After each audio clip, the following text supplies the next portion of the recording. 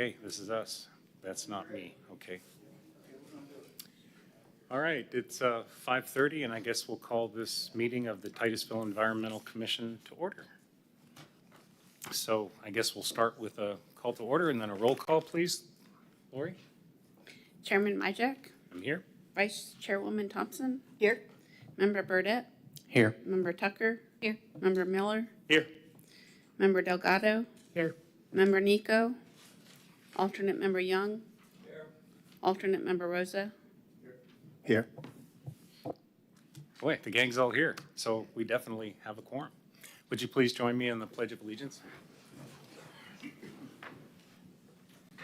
I pledge allegiance to the flag of the United States of America and to the republic for which it stands, one nation, under God, indivisible, with liberty and justice for all.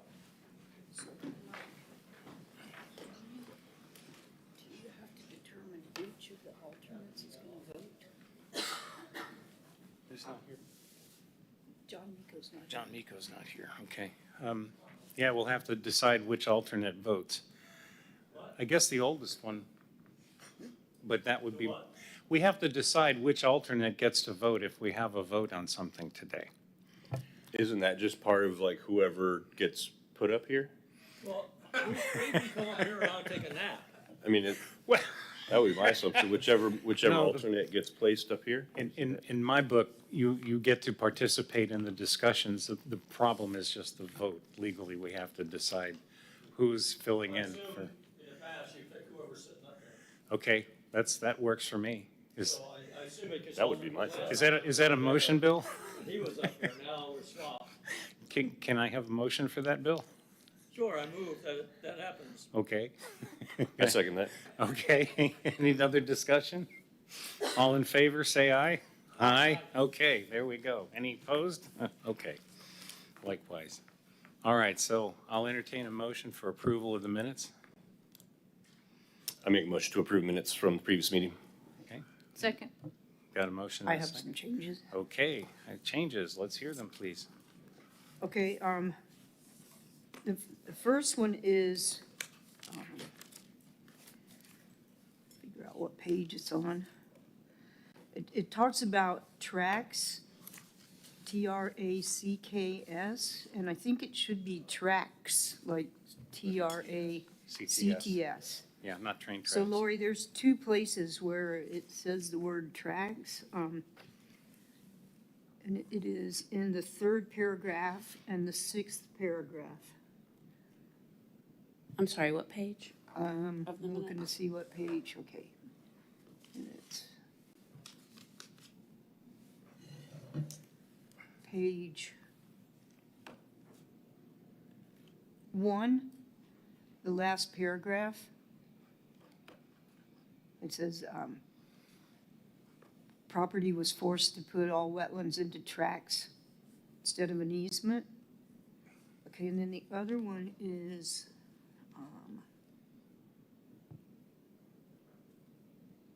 the sixth paragraph, what page is that? Okay, 1, 2, 3.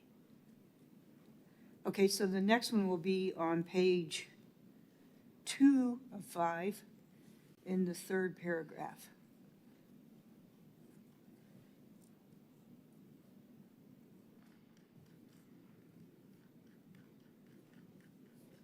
Okay, and then the second correction is on the motion, where we did the paragraph. That's on page 4 of 5.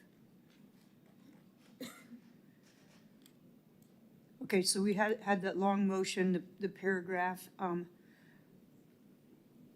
So in the last sentence is Member Tucker seconded. The sentence before that, it says the city shall apply the land use planning policies and density requirements for protecting wetlands and their functions as stated in the future land use element objective 1.16 or 1.1, 1.16. I think that should be 1.16.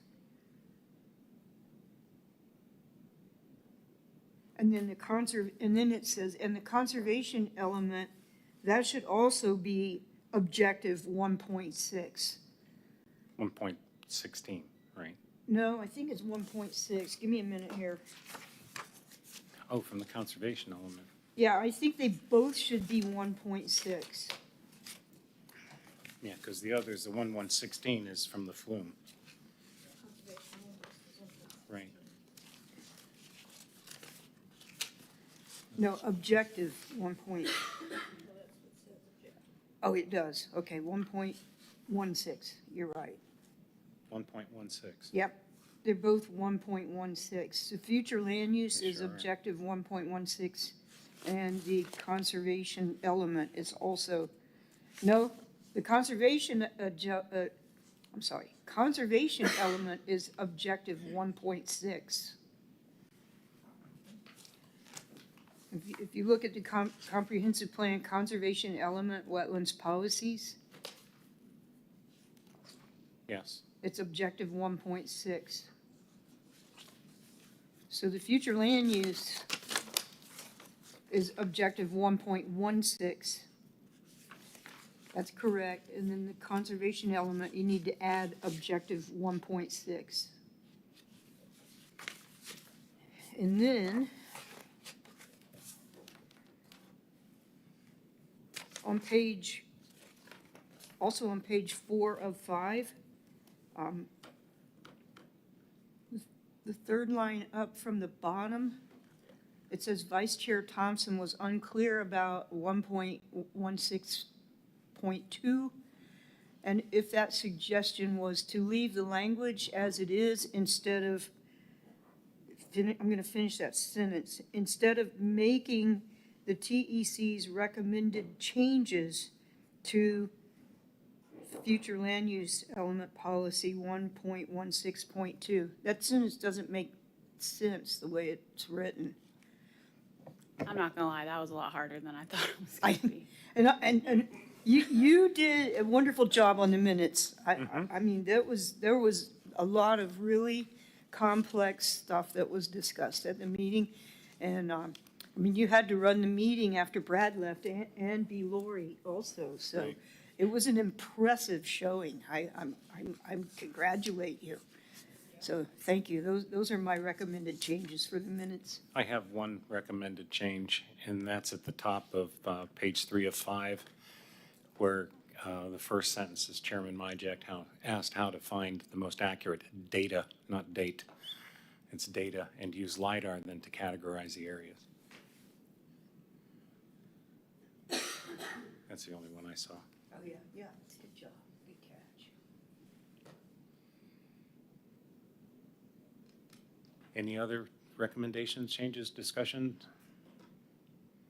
Hearing none, seeing none. All in favor, say aye. Aye. Aye. Any opposed? All right, we're done with the minutes. On to petitions and requests from the public present, non-agenda items.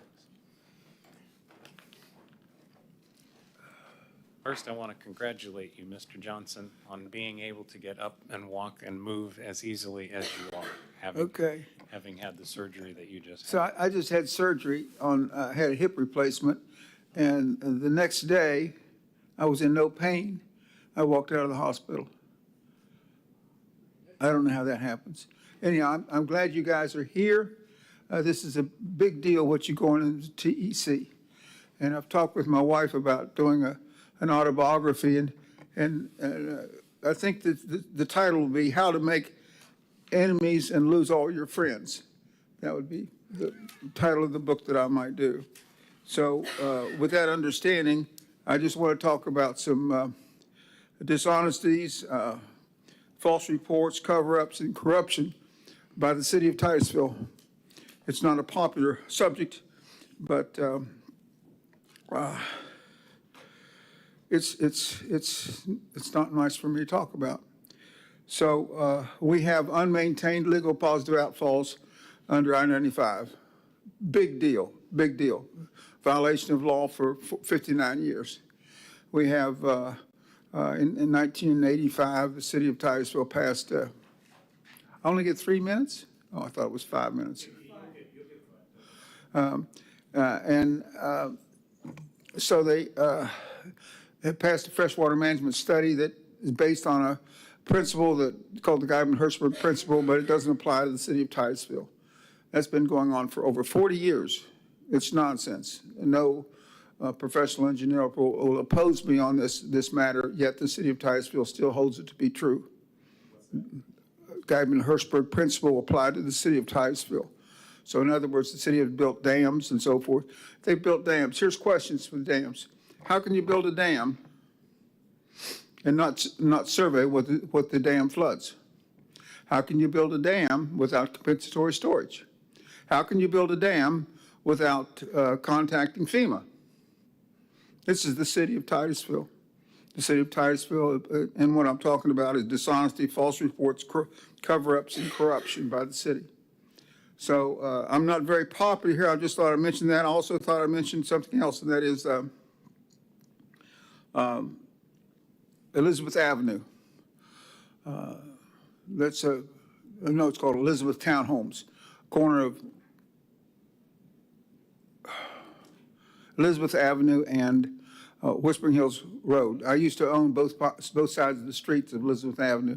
So the city has approved a survey for this project, knowing the survey is incorrect. And the city has constructed, the owner has constructed numerous improvements without a correct survey. Survey is off 4 foot, goes into somebody else's property. I know that because the city has a survey of it, and there's another survey. So it disagrees with the survey, and this is crazy what happened. The city passed in 2021 it's called a sketch plat, 8-foot wide driveway for a street known as Mockingbird Lane. 8 foot wide, one way, serving 6 R3 lots. 6 R3 lots, and they call it a driveway. Whereas Mockingbird Lane has been a street in the city of Titusville for years, and I used to own the property, and I allow it. It's got a 20-foot wide concrete apron that I approved as the property owner, and it's got houses on the street with addresses Mockingbird Lane. There's even a street sign out there that says Mockingbird Lane. So I talked to the engineer about it, and the engineer says, we're not going to show that on the survey. We're not going to show on the survey that it's a street sign, stop sign out there. They didn't do it. They got away with it, and they're still getting away with it about 5 years later, 4 years later maybe.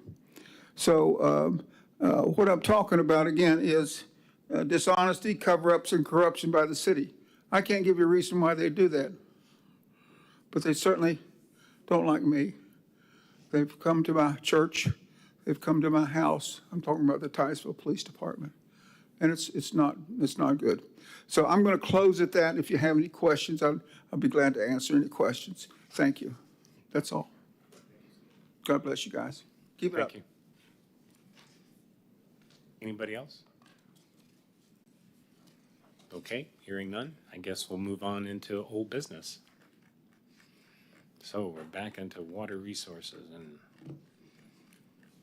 flumes and comprehensive plan. Mary, would you like to come up and join us? Or would you rather be at the podium? Which is your more preferred place? I would be more comfortable at the table. Would you be more comfortable at the table? Unless you can carry all your stuff.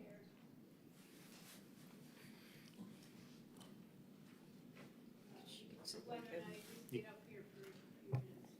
Okay. Whichever is more comfortable. You can set up next to Kevin if you like. Hey, Mr. Chairman, while she's getting herself set up, there was something I wanted to mention that I just came across the other day, and y'all might have seen this already, but, we've been talking a lot about the conservation easements, and I have not gotten around to getting hold of the Water Management District yet, but there is a pair of bills right now in the legislature, SB 290 and HB 433, and within these bills, there is language that would allow any purchased conservation lands after 2023 to be determined if they are suitable for agricultural use. And if they are, the lands may be surplused for agricultural use with the state retaining an easement. Revenue from the sales would not return to the Water Management District, Florida Forever, or whatever other programs purchased land in the first place, but rather to the Department of Agriculture.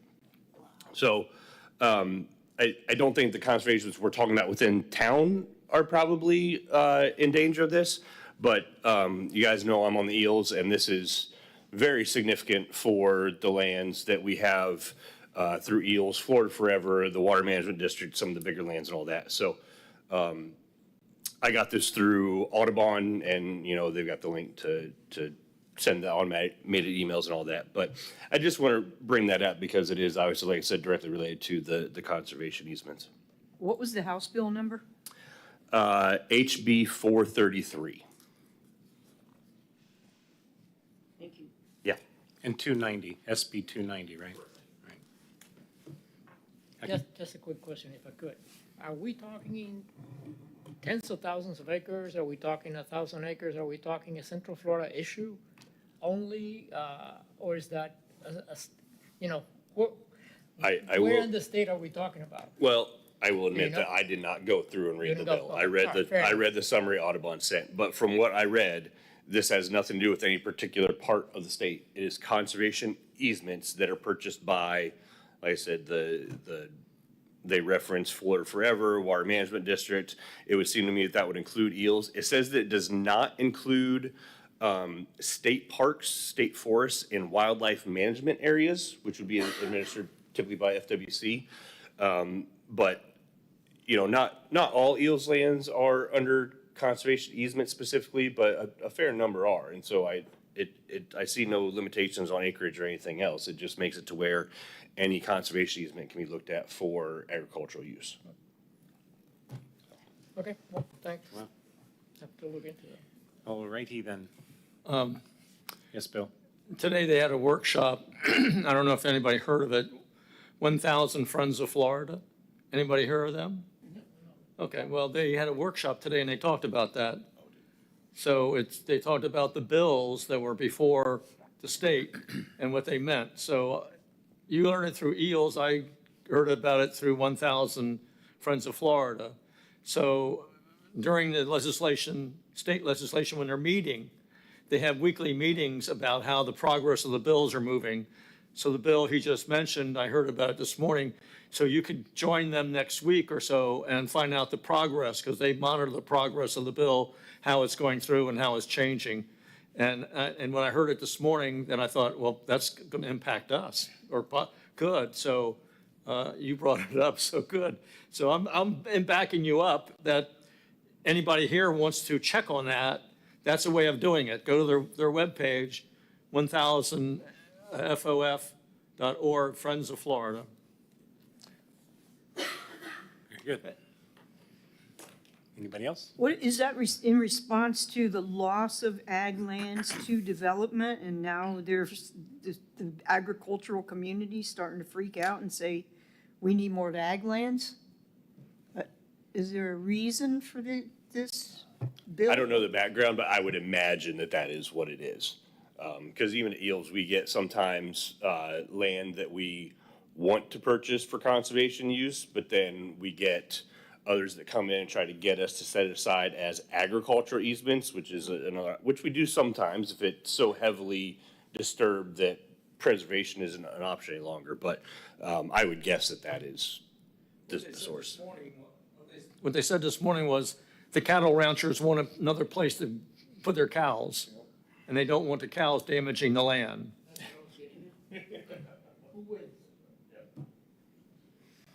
So they put them out in the St. Johns River Water Management District lands. Yeah, they could be back out on Seminole Ranch. Yeah, they can again poop and get in the after river and we can swim 40 and drink it. years.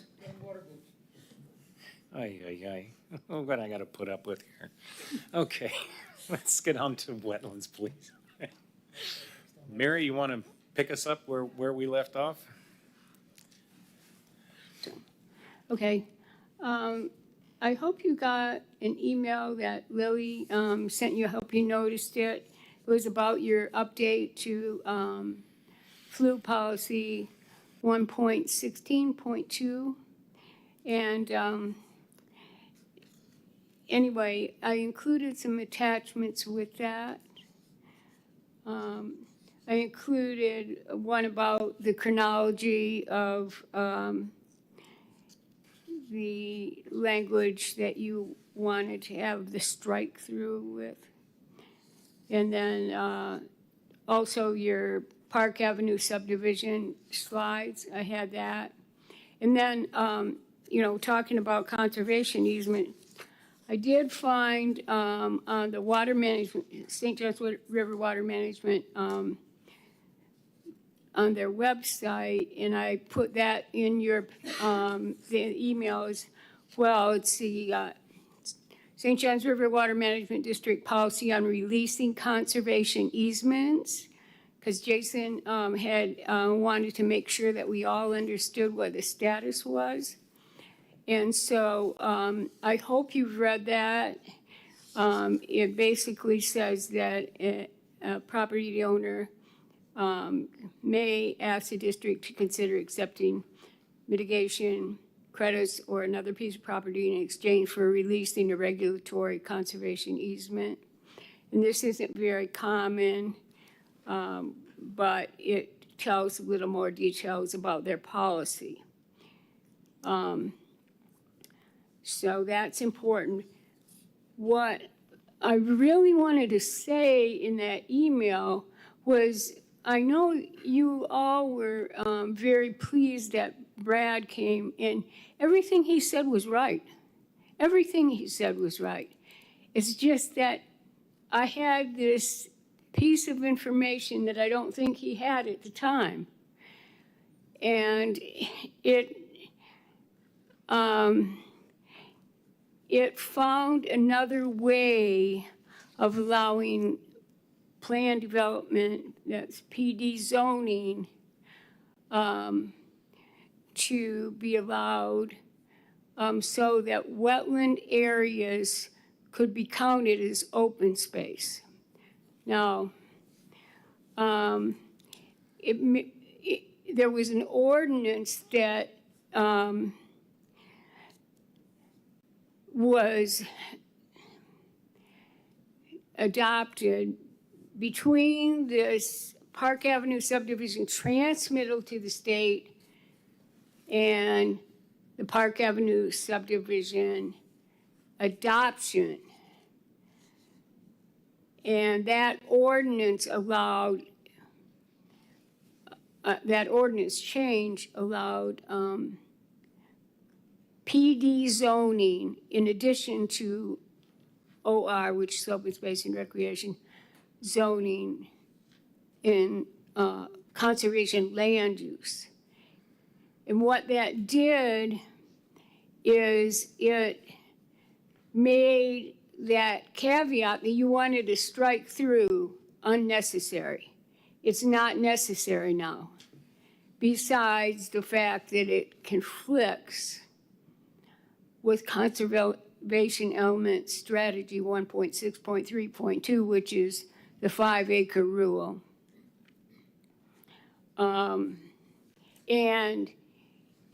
that caveat would also be a problem if a conservation easement were to be released by the district, for example. So Lily and I met with Brad, and he said that you're fixed to that, which is to strike through that language, which says, first it says, the conservation land use shall be amended to include all wetland acres on the site to be preserved. And then you struck out, unless such wetlands are preserved by a conservation easement as part of a plan development or other master plan development, along with any other areas to be permitted for preservation for state and or federally listed wildlife species. And all that's in the email.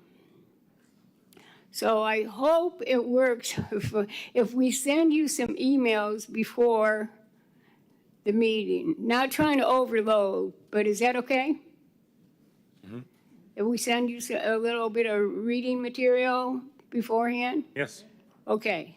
Now, your job, now that he said your fix is okay, is to confirm that you want that fix, and if you do, you're going to need to vote on a rationale, Yeah, my light's on. I'll make that which motion. you don't have. Yeah. But I might as well have this rationale passed out before we vote on whether you're going to confirm, because it kind of tells what's going on. Okay. Go ahead.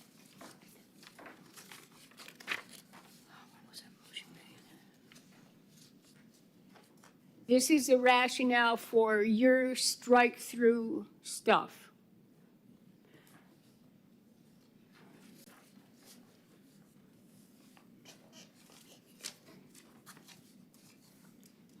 And like I say, Brad was just missing this piece of information.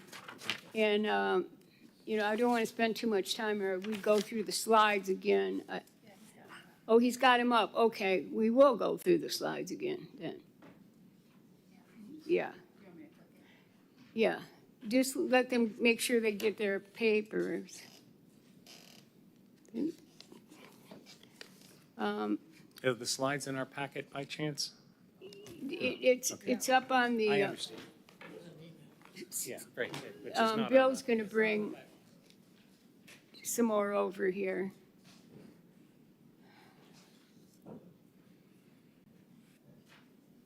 Hey.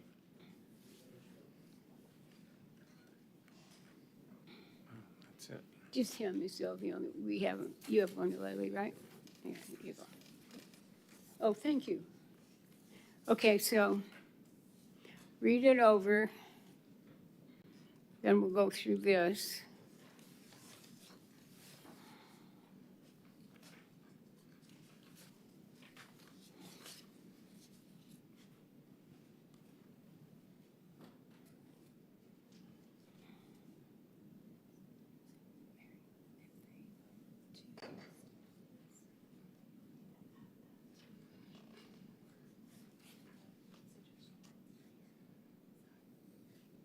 Yeah, whatever you, however you wanna, I'm just giving it to you, you can figure out what you wanna do with it. I know. It's kind of repetitive. Yeah, okay, you can do any way you want, okay.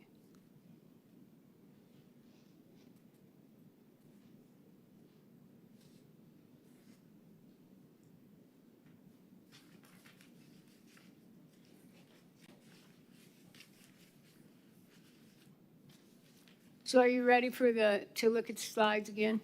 Okay, can we go right up to go right up to the top? Is there a first slide there that's? No, it can't be. There's one ahead of it. Yeah, Park Avenue subdivision transmittal. This is the first time it goes to the state. They'll look at it and see what they think, okay? And this was in, it was sent up on, or it was voted on by the city.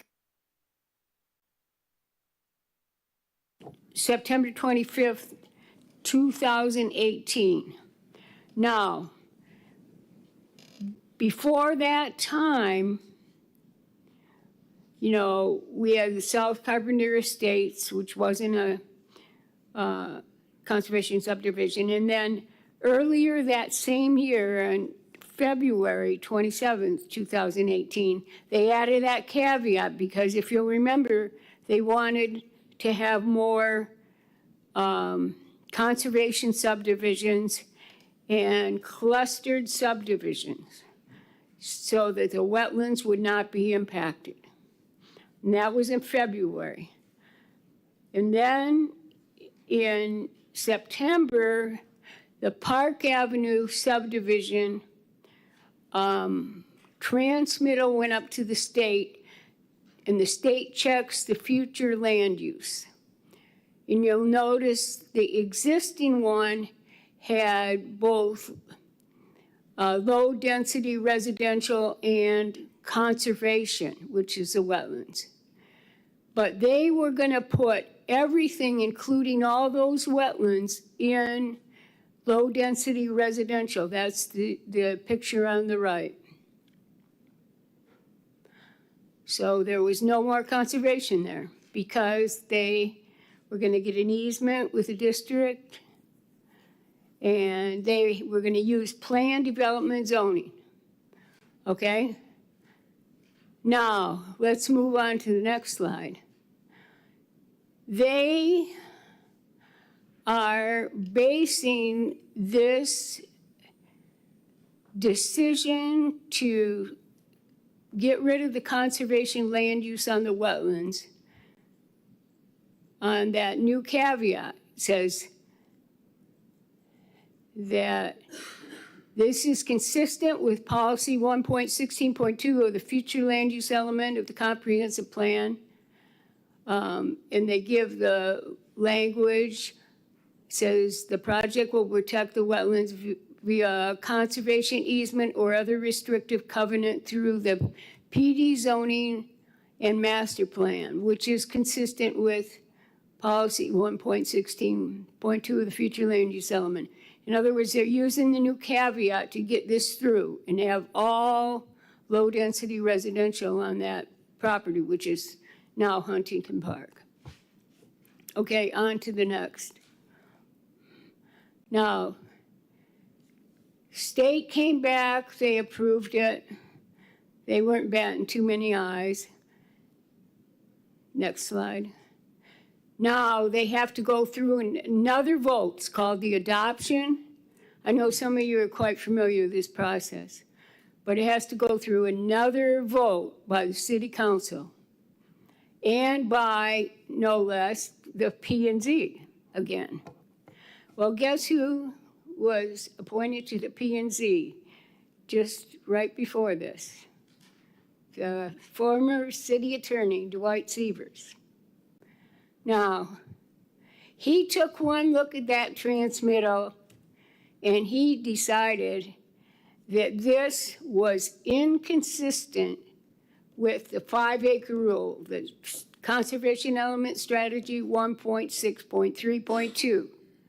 And he was not happy. So, the P&Z, which is for state purposes called the LPA, they voted to recommend denial of transmitting what they had. This is what so they wanted to deny what was originally there in a few slides back. Okay. So what happened, it was really interesting, I watched the tape. There's this staff member who is a senior planer, his name was Trevor Traphagen. And some of you may remember him. Anyway, after they voted not to recommend just having all low-density residential, Trevor's sitting there, and I just knew the light bulb had gone on either before this meeting or during this meeting. So he says, the problem is that we don't allow PD zoning in conservation land use. Okay. So this meeting was on January 2nd. A month and a half later, the city voted in favor of an ordinance that allowed PD zoning and conservation land use. It was the wetland and conservation area, part of the LDRs, the ordinance. So what happened is, Trevor knew what to do. He knew exactly what to do. He's not going to go through the comp plan, he'll go through the ordinance, which is just fine. So this thing comes back after, and here's what they proposed the second time. The applicant changed their mind. They decided that they would have the conservation land use over the wetlands and the low-density residential just over the uplands. And so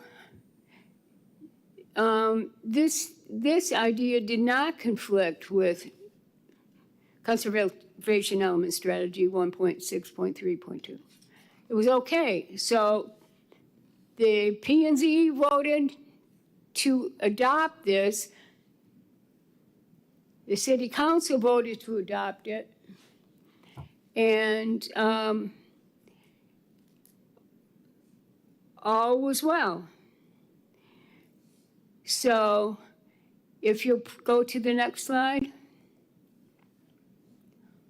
There, you can see on the right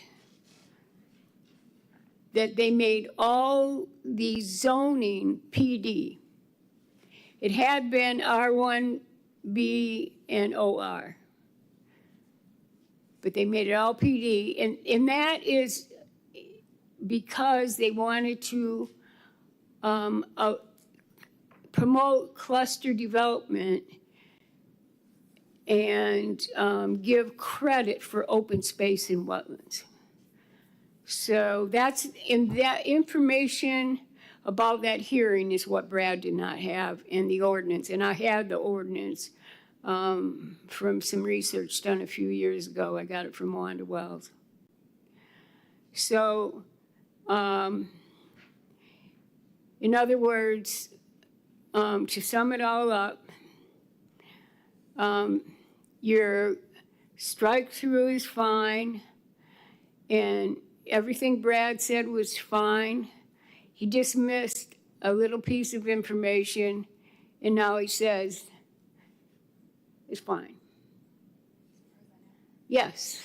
So you can approve what you already voted to approve before, if you'd like. And then you can also, if you'd like, hopefully, because Lily wants this rationale. Lily wants a rationale, so I wrote it for her. It says the rationale for the changes, if you agree with them once more. The wording in strike-through was added in 2017 to accommodate cluster development patterns, including conservation subdivisions using planned development PD zoning. At that time, PD zoning was not allowed in conservation land use. This was changed on February 27th, 2018 with the passage of ordinance 6.6-2018, rendering the language in strike-through no longer needed to accomplish its original purpose. Since 2017, problems with the language have surfaced. And if you go on to the next slide, okay. This was their stuff that they sent up with adoption. With the adoption of Park Avenue subdivision. It said that the applicant has submitted a revised application for the comprehensive plan. And it places conservation land use on those wetlands greater than 5 acres in size, consistent with Conservation Element Strategy 1.6.3.2. In place of low-density residential land use designations on this part of the property not designated with the conservation land use designated as amended. In other words, this reasoning recognizes the argument that P&Z raised. Does that all make sense? I see some nodding of heads. I just need a clarification. Yes. So we made a motion on January 14th to ask staff to review what we had done with our strike-through. And then Brad came back and said that the strike-through was a bad idea. And now you're telling us that it wasn't a bad idea, that we I need to am. keep it? Yes, And Brad- because he was missing a piece of information that I knew I had, and that's why I asked you to please let me talk to him. I knew when he started talking that he didn't have what I had. So once he got what I had, he understood, and it's okay. And I think he really tried to give you some good information. And we ought to be very thankful that he came to the meeting and gave you all that information. It's just that sometimes when it happens to all of us. We miss something sometimes, right? So what you had is fine, but you need to reaffirm it. With a vote. And then the rationale we'll give to Lily, and she can give it to Brad. Does that sound Sounds like good? we need a motion to You need to approve both both, yeah. the original Two rewording. motions, yeah. A motion for the strike-through that we asked for review on, and then a motion on the rationale. So, Okay, I'll make a motion that we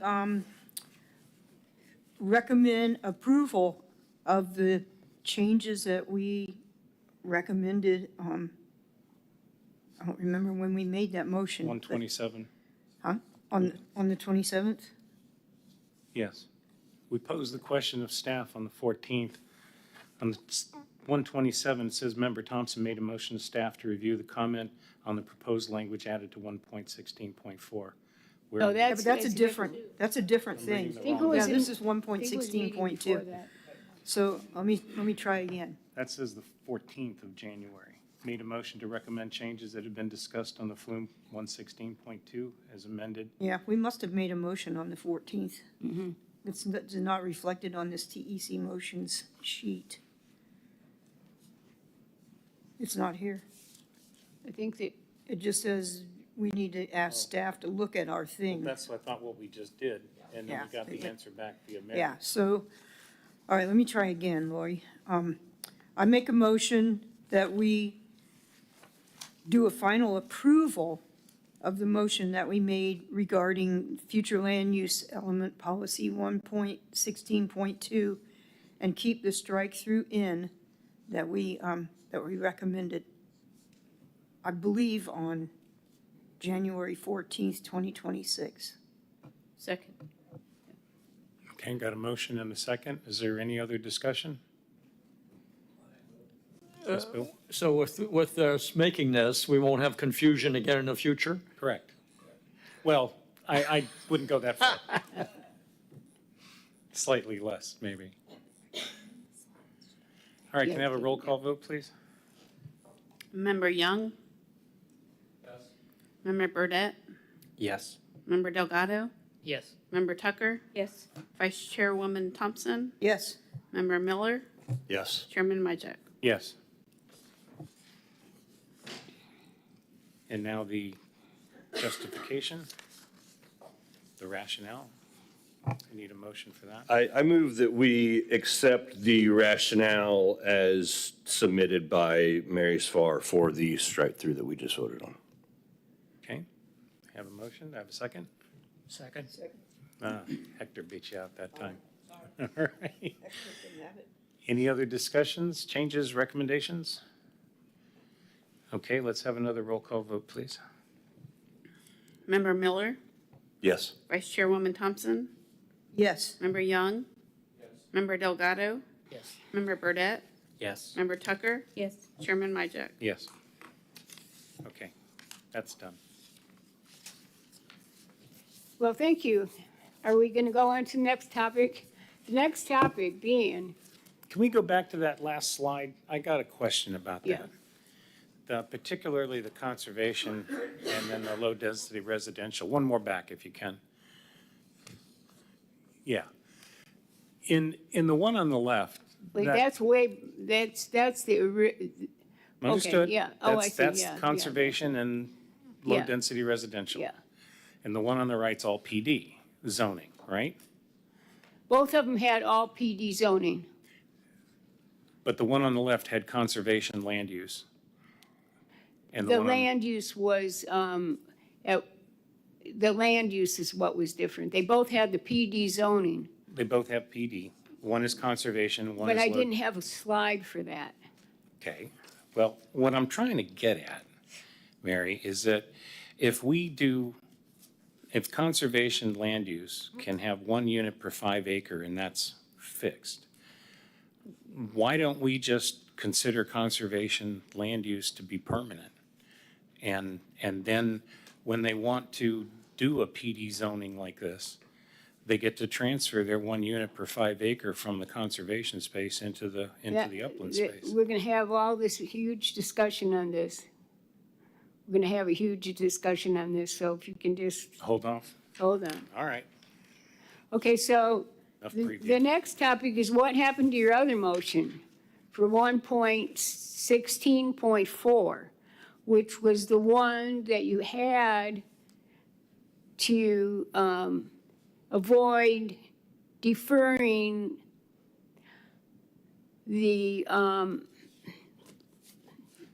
deferring everything about the wetlands to the Water Management District. In other words, you made a motion to you tweaked some language that I had changed some things about it. And so I ran it by Brad, okay? Well, here's what happened. Let me get this folder out. I got all these things in folders. I'm very disorganized at home, but I got you should see the papers are all, it's disgusting. Okay, so, I handed out this paper last time, and it said problem language in flu policy 1.16.4, and it had a discussion at the P&Z. And part of it was between Dwight Severs and a planner, Gabriel, no, I think his last name is pronounced Quintas. I had it pronounced wrong last time. Anyway, so Brad, he's reading this, and it says, Chairman Severs asked staff if the city of Titusville has jurisdiction over land use and zoning. Mr. Quintas said yes. That's a planner. Mr. Quintas said, now this is what Brad did not like. He said, Mr. Quintas said that the conservation land use does not control the filling in of wetlands. And this especially, if someone has a permit from St. Johns River Water Management District, the city cannot stop that. Well, it's like Brad knew there was stuff the city could do. And he said, that's wrong. He said, I want you to fix this so this doesn't happen again. In other words, he wanted your language beefed up. And it's not that easy to try to do it. Believe me.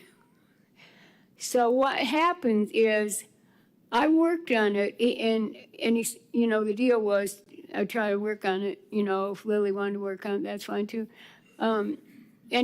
So what happened is I worked on it, sent it to him Monday, but I know Royal Oak was yesterday. I know he's been very busy.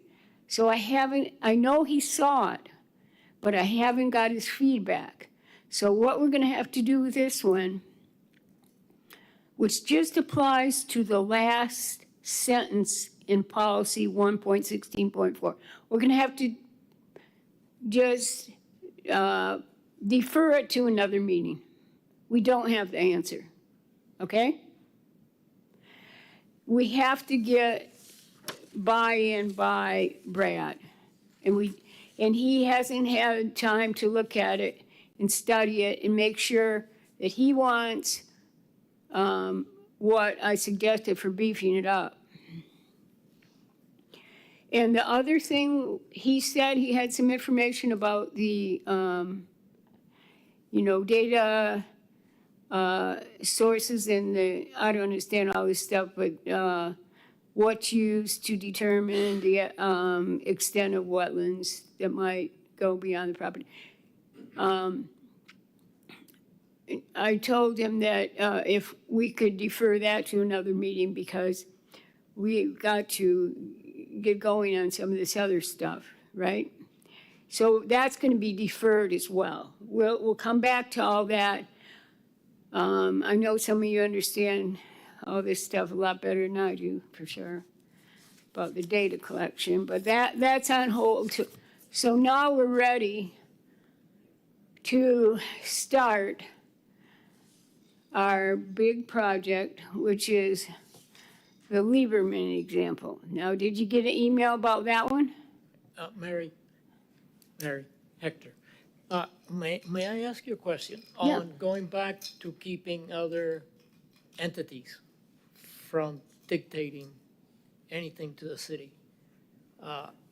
Is this what we talked in 1.16.4? Yeah, the Water Management District. And if that's the case, page 18 of 22, They could what now? page 18 of 22 on the package has, I believe, the notes that you might have been talking about. I just want to get it straight in my mind because I know that.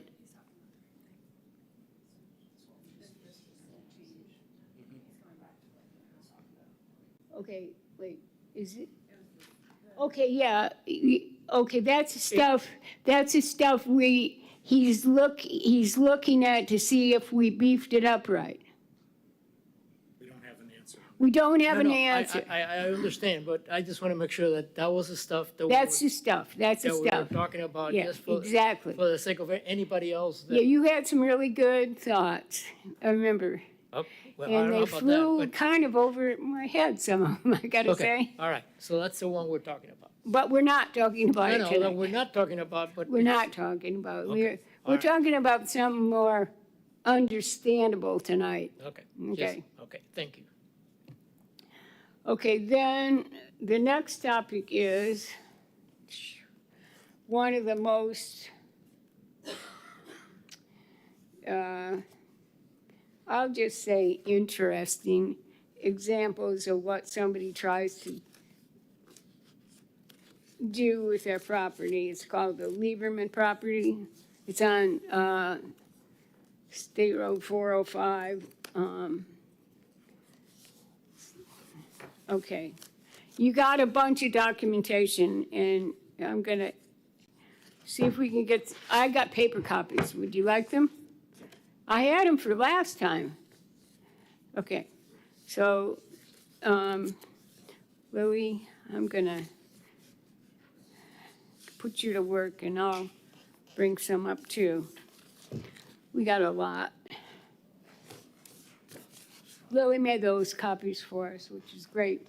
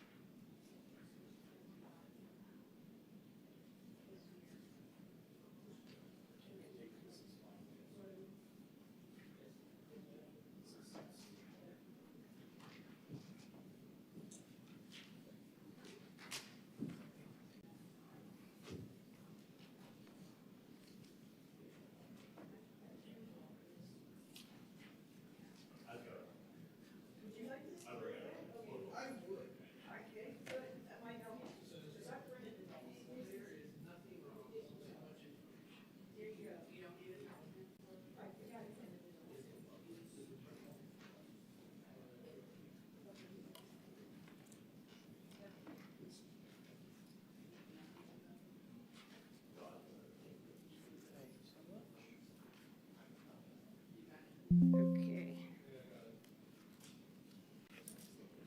I sent them to Shane back there. He might be able to put it up on. It's okay. I think we got it under control. Well, he might be able to put the map up there. Oh, yeah, if you can put the map up there, yeah. I'll need a map. Do you have them? Oh, here they are. Coming.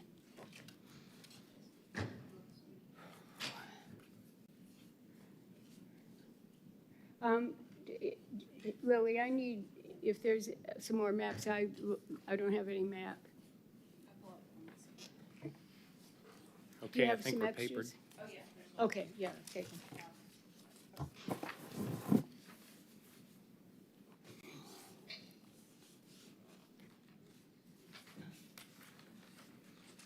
Okay, here's the object of this. Really, really want you to understand this. If you have any questions, please ask, okay?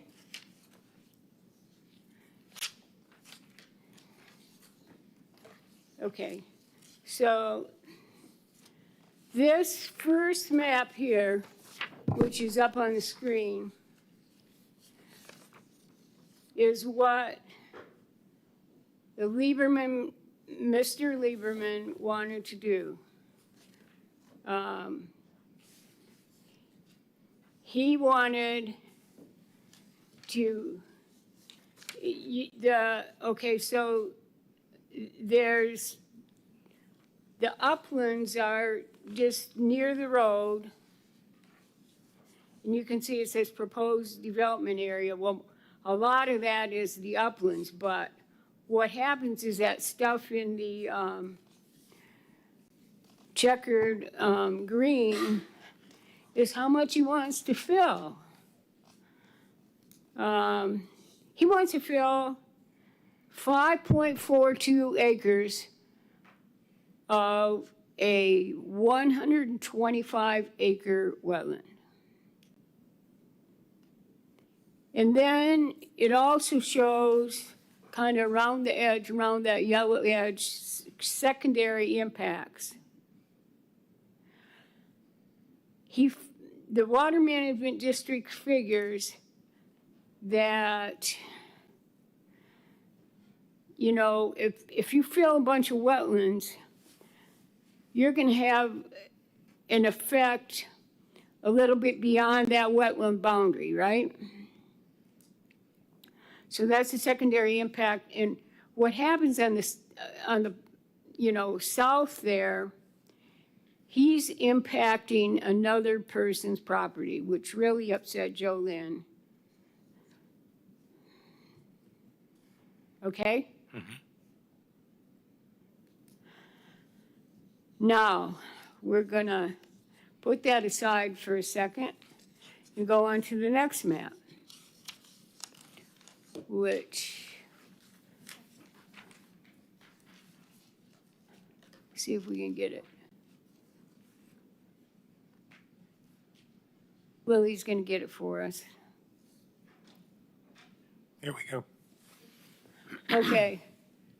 Now there's his little project, you know, around that bend on 405. Mm-hmm. Wants to put 8 apartment buildings. And then the parking, you know, behind it. That's what he wants to do. And he knows that the wetland line weren't quite right. Well, that's all true. But after they adjust the wetland lines, he's going to fill in, he wants to fill in 5.42 acres of this wetland. So I sent you part of Kay's transcript, which is huge, right? Oh, you don't know it's huge. It is huge. Believe me.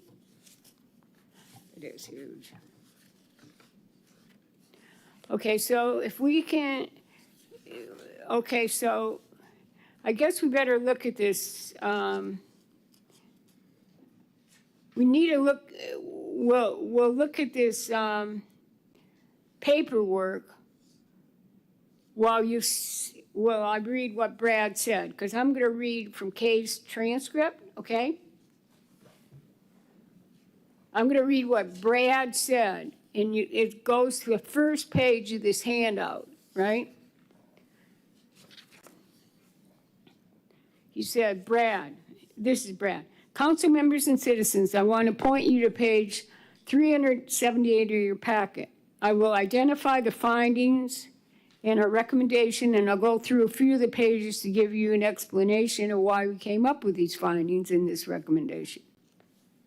Now you see down a little ways on that page, what we want is this, yeah. Hold on, Lily's gonna get the right thing.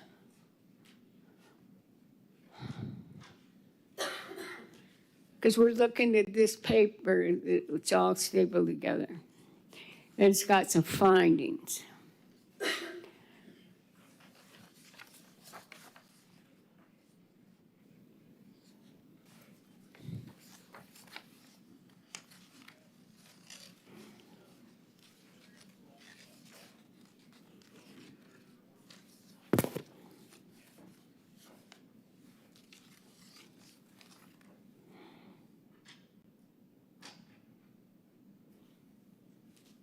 Okay, now, see those findings there? He's gonna go, he's gonna talk about them. Findings that we identified was that the item could be supported in the comprehensive plan and rezoning with the following. The upland portions of the property can be made contiguous under one land use category in the zoning district with a minimal impact to the adjacent wetlands. He says minimal, but you'll see he has something else to say a little later. That's based on comprehensive plan, future land use elements 1.14.6 and 1.16.4. Okay, they could be made contiguous if the guy filled in, right? It says, in addition, the rezoning is consistent with the zoning in the area as described in the 2016 South Street Small Area Plan, okay? And then, in addition, the remaining 100+ acre wetland may be protected in a conservation easement or deed restriction. That's consistent with comprehensive plan future land use element objective 1.17. Okay, then he says, and you notice a little arrow, so, however, there are items that could be identified to be not in support of this amendment. And this is what I want you all to look for as we go through this. What is the problem that Brad sees? What's the problem that Brad sees? And you, as a TEC, are going to be deciding if there's anything we can do about this problem. Okay? So let's look for what this problem is that he's having with this Lieberman thing and try to figure out if there's a way that we can solve it. Okay. Items that do not support the comprehensive plan amendment and rezoning. The applicant is proposing to enlarge the area to be designated with high-density residential land use in R3 zoning by impacting a greater portion of the wetlands than what appears to be necessary to make reasonable use of the land. And he talks about conservation element strategy 1.6.3.2. Okay. It says, if this is approved, we recommend the following condition: a conservation easement or deed restriction of the 109+ acre wetland portion of the property as described in the conceptual wetlands impact mitigation and management plan be recorded. Okay, now he's pointing to our map. We'll go on from there. Okay, now here's from Kay's transcript if I can have your all attention. He says, this is what Brad's saying, when we look at a comprehensive plan amendment, we identify comprehensive plan policies and objectives that are related to the project, whether it's in support or against. In this case, we found those objectives and policies and identified what we believe are most relevant. So we didn't go through the whole entire comp plan, but technically, when you go through one of these land use amendments analyses, you are really looking at the whole document together, okay? It's not picking and choosing one particular policy to say it's inconsistent or not. It's kind of looking at everything together. The reason I say this is because the first step was, which probably sounds familiar too, the first step was they provide us a wetland survey to identify where the conservation land use line should be. Okay, we all know that. That's policy 1.16.2, right? Then the next question is, do they have reasonable use of this property? How much of an impact should they be allowed in order to have that reasonable use? Now, he's talking to the city council. He says, how much of an impact should they be allowed in order to have that reasonable use? This is something you are going to have to determine. In other words, the council is going to have to determine if they have reasonable use of their land. Okay. So then he says something you all know. On page 388 of your packet. Let's see what we okay.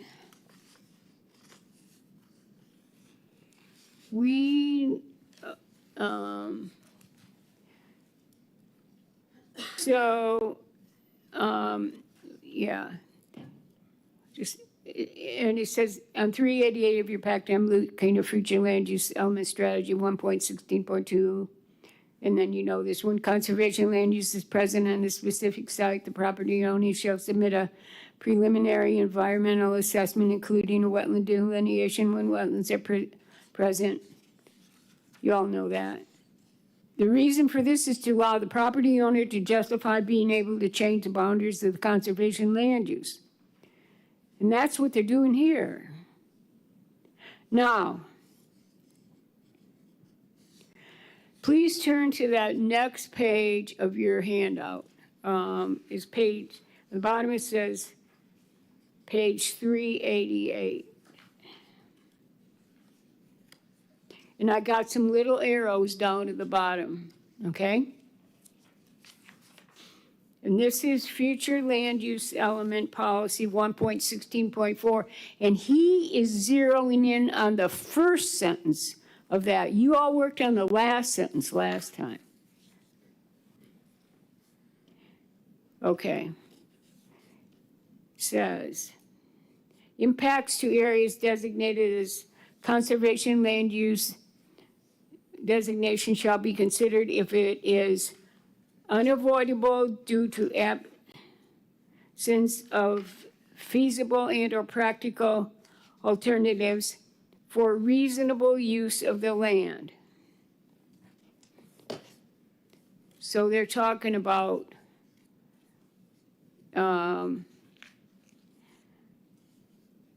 reasonable use of the land, or and then it goes on, you know, or the regulations creating an inordinate burden or whatever. Says, the allowable impact shall be based on site-specific evaluation determined through the permitting process conducted by all regulatory agencies with jurisdiction. So he says, again, we're not at the site plan stage, we're not at a permitting stage, so look at this policy to see if they are really Is there an argument here that somehow we're preventing them from having reasonable use of their land?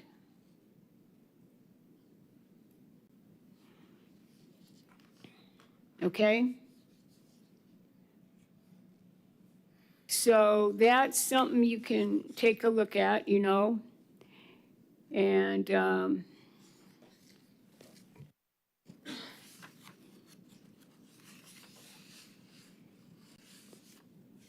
then, on that page also of your handout, I got up about a third of the way down, I've circled 98. I thought you might want to know that the proposed development increases what he would get by 98 units. He's asking for 98 more units than he's allowed. All right. Okay. Now, it's continued on the next page for a little ways. Now, if you look on the handout at page 8 of 12,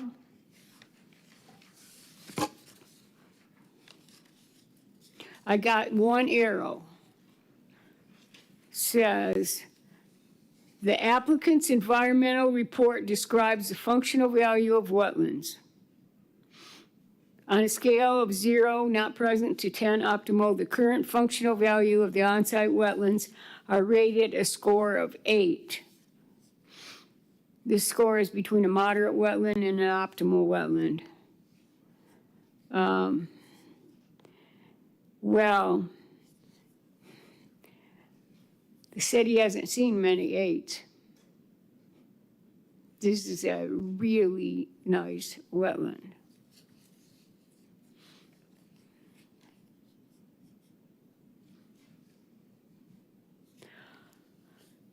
Okay, so now we're on to the last page of the handout. Mary, what are they using to score the wetlands? You, ma'am. Because I'm sitting here looking at our policy, our conservation element policy 1.6.4, which is impacts to wetlands. And it uses size, capacity, potential as wildlife and fisheries habitat, provision of habitat, rarity of vegetation, degree of prior adverse impacts, and potential for recreational use. There's only 7. So how do they get 8? Oh, a score of 8. Yeah.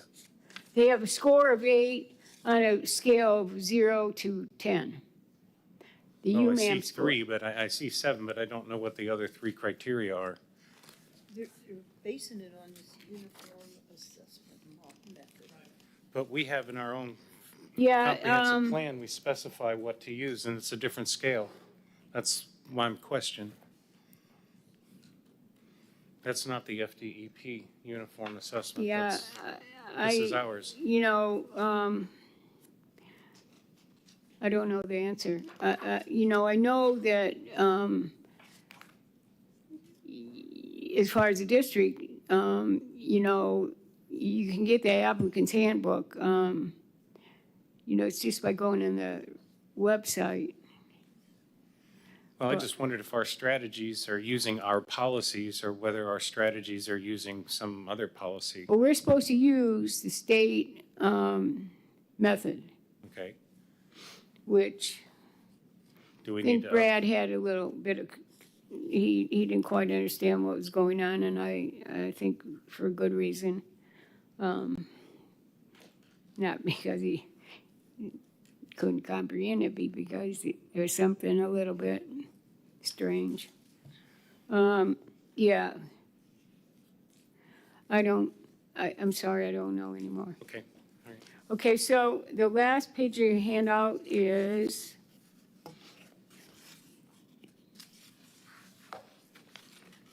we're on, okay, there's 2 arrows. One's, we're gonna go into strategy 1.6.3.2, the conservation element, which hopefully you have managed to figure out is that wetlands 5 acres or more in size shall be designated as a conservation land use. And then it goes on about wetlands less than 5 acres, but we're concerned in the future land use element only about that first part, that wetlands 5 acres or greater in size shall be designated a conservation land use, okay? And he's gonna comment.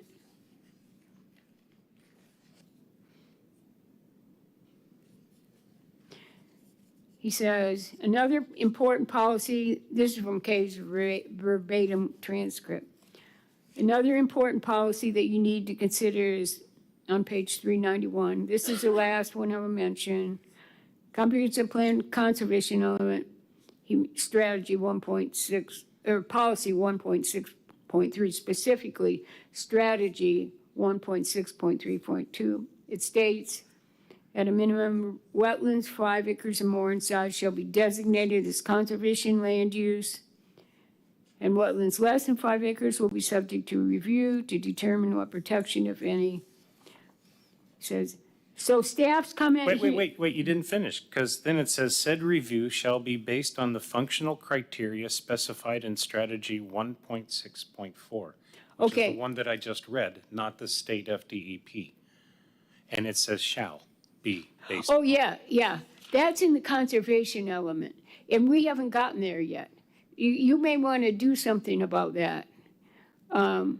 It's just that what we're looking, yeah, that's something we'll take up in the future.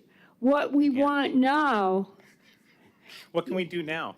okay, what you can tired of do putting now is you can't, The future is now, yes. yes. So what you can do now is, this is a future land use element. It's focusing on wetlands. I mean, it's a conservation land use which focuses on wetlands 5 acres or greater in size. I mean, you may have conservation land use on some smaller ones that you're going to preserve, but mainly this is for wetlands 5 acres or greater in size. That's a conservation land use. That's what we're working on, all these things in objective 1.16. Okay, so Mary, I'm sorry, but. Yes, go ahead. Well, we're working on the 5 acres. Okay. Correct. Set that aside. But the criteria of 0 to 10 seems to be different, That's a UMAM. okay? And so depending on which one I want to use may apply to my wetland issue that I'm presenting to whatever board. Oh, I see what you're saying. There's a conflict between the function, the ones that are stated on a conservation element and the UMAM criteria, Exactly. If correct? you're going to grade me, I want to know what you're going to be grading me Against. 1 through 10, and it's in conflict. Oh, right. That's a big deal. Yeah, Right. So the permitting standard is UMAM. The land use planning standard is what's in the conservation element. We have land use planning where the city looks at it first from an overall point of view. What are the most valuable wetlands? What wetlands do we want to save? How should we protect them? Should it be by size? Should it be in some other way? Their functionality. So the land use planning standards you will see in the conservation element. Strange, but true. The permitting agencies are different. There's a difference between land use planning, which the city does, and the permitting stuff that the district does. We do land use planning overall. We're working on land use planning right now. The district uses a cut and dry method. It's called UMAM. And before UMAM was used, it was at the discretion of the consultant, and that was not good. And I know that county staff was glad to see you, ma'am, even though they don't, I'm sure they realize it's not perfect in every way, but it sure was an improvement because permitting is permitting. I mean, they want a permit. Mr. Chair, I don't know if this totally answers your question like what you're asking, but I just pulled up the UMAM website real quick on FDEP. Yeah. And it says it evaluates functions through consideration of ecological community's current condition, hydrologic connection, uniqueness, location, fish and wildlife utilage, time lag, mitigation risk. It seems like what we have in that Similar. 16.4, it almost sounds like it's more like examples of what is being looked at, and then they go back to that They UMAM for also the look at actual navigable, they look score. at navigable waters as well, which we don't, Right. you know, and so that's, I think, how they're getting a higher number than just the 7. The other thing I noticed is we're saying it's strategy 1.6.4, but in the conservation element, it's actually policy 164.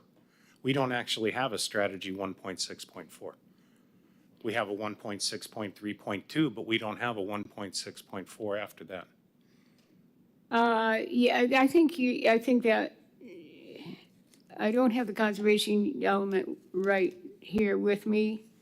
He may have, You want my copy? you're His- probably Hector's right. copy? Functional value, yeah, Am I following this wrong, or is that supposed to be? no, what is it saying in the conservation element 1.6.4? One, On the back page. oh, I see, it's policy. Yeah, that was a mistake in the staff report. Okay, Thank you. just clarifying. Well, you guys are getting all this detail. Well, we can't work on the future stuff, so we might as well work on this.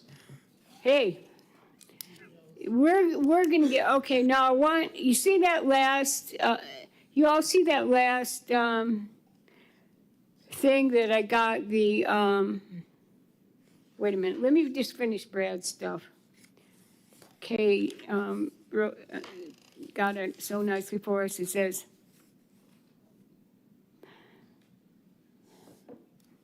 okay. So staff comment on strategy 1.6.3.2 is subject property contains approximately 114 plus acres of wetlands. So the question is now, this is his method. Do you look at this particular strategy to prevent this?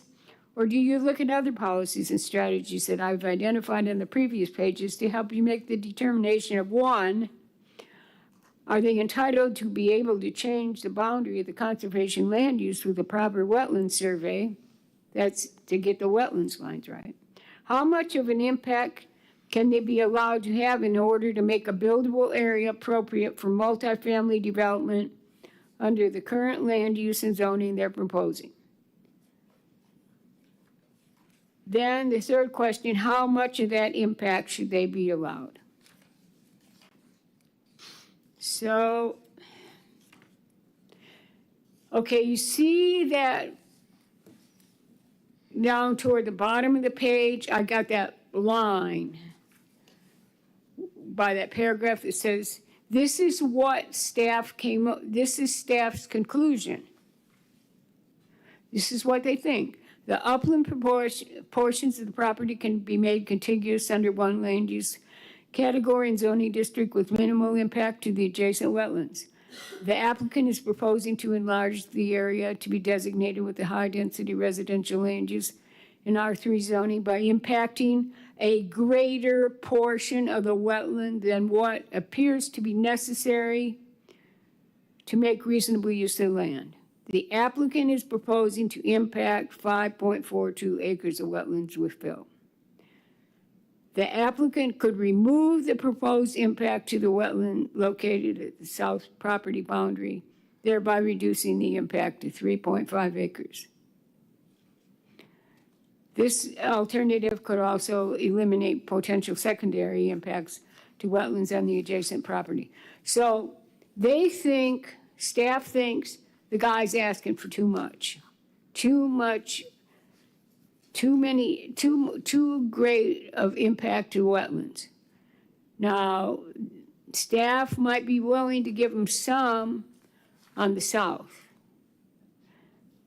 portion of their property. But,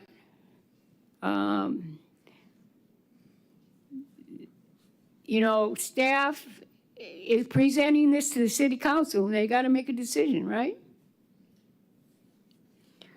So that,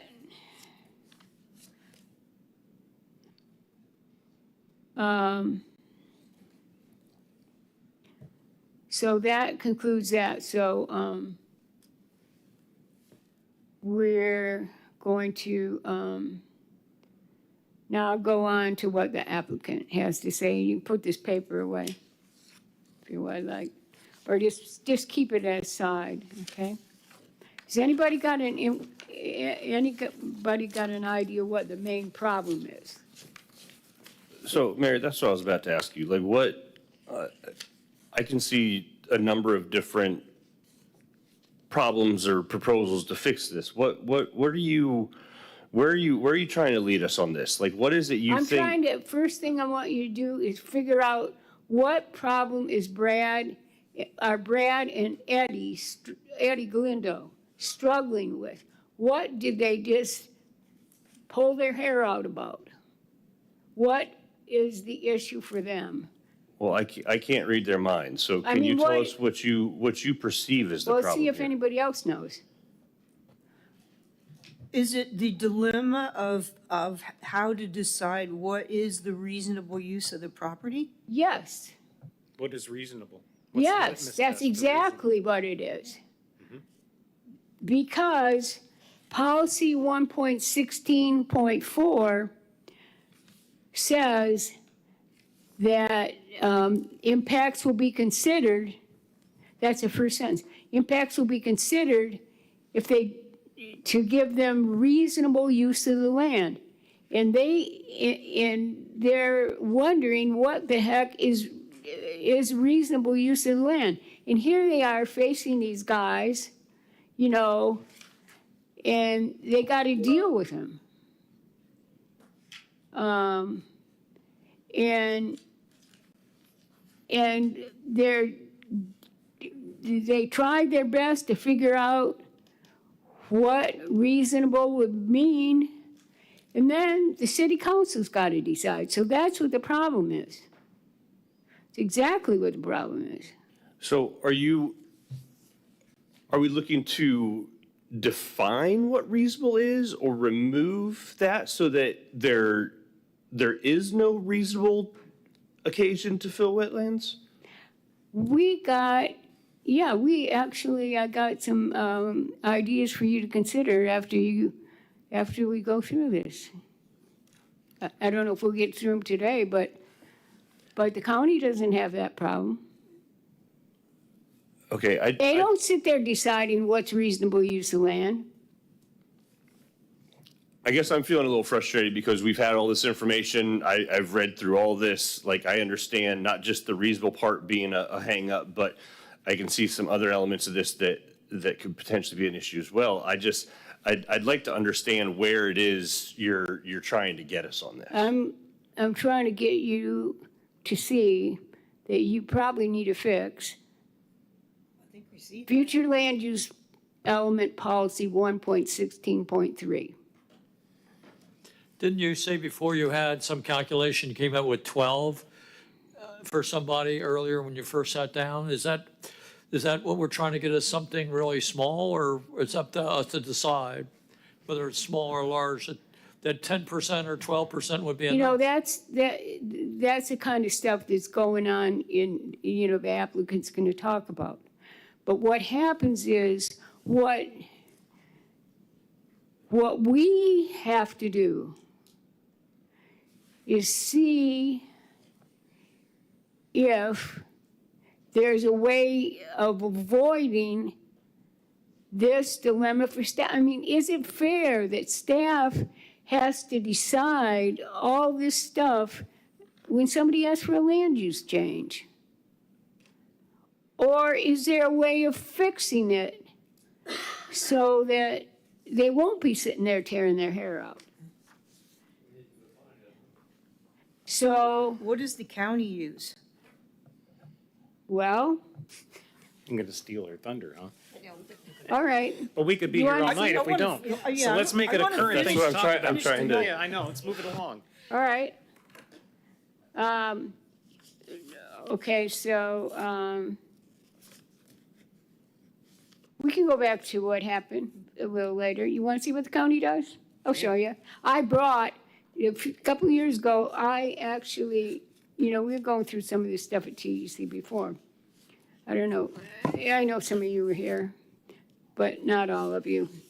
But Beth Ann was here, Laura Lee was here, Michael was there. Hector, I think may Bill may have not been have here. been at the time. When we were talking about this the last time. This was a few years ago. Yeah. Let me see wait, hold on just a second. I gotta get this. I got one more folder. You wanna see what the county does? You're gonna see what the county does. Because I brought their staff report. They are not fooling around. Natural Resources Management Department Zoning Review and Summary. All right, Lily.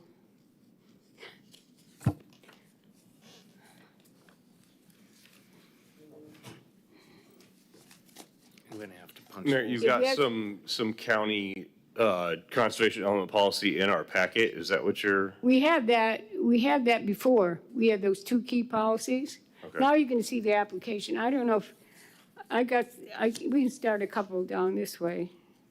'Cause I printed, probably didn't give enough copies on the dais.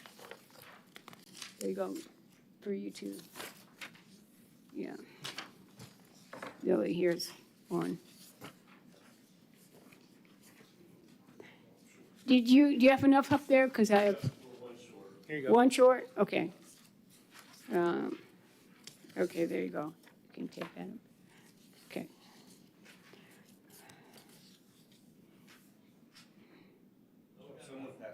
What, did you get one, Jonathan? All right. Everybody got one, right? Did Kevin get one? Did Kevin you got one? Okay. All right. Did Jason get one? Okay. So, I don't know if I know some of you been to some county meetings for sure, seeing you there. So what the county does, they come in for a rezoning or land use change. This one was they wanted to have a rezoning. It's about, and this is about multifamily, this is about apartments, right? Says MBV Engineering for Legacy West Melbourne LLC, AU to RR215, wants to develop a multi-family project. This is in 2023. It's just I happen to have it. I could have gone to, this happens every time. You go up there, you get one of these papers. It tells what Natural Resources thinks of your project, right? Summary of mapped resources and noteworthy land use issues. Right down in the middle there. So they got wetland protection, floodplain protection, and IRL septic overlay. Okay, so you read that, and you'll see I got a little pencil mark per section, whatever, down to there. That's the ordinance which duplicates their comp plan. You can read that and see what they tell these guys every time they walk in there.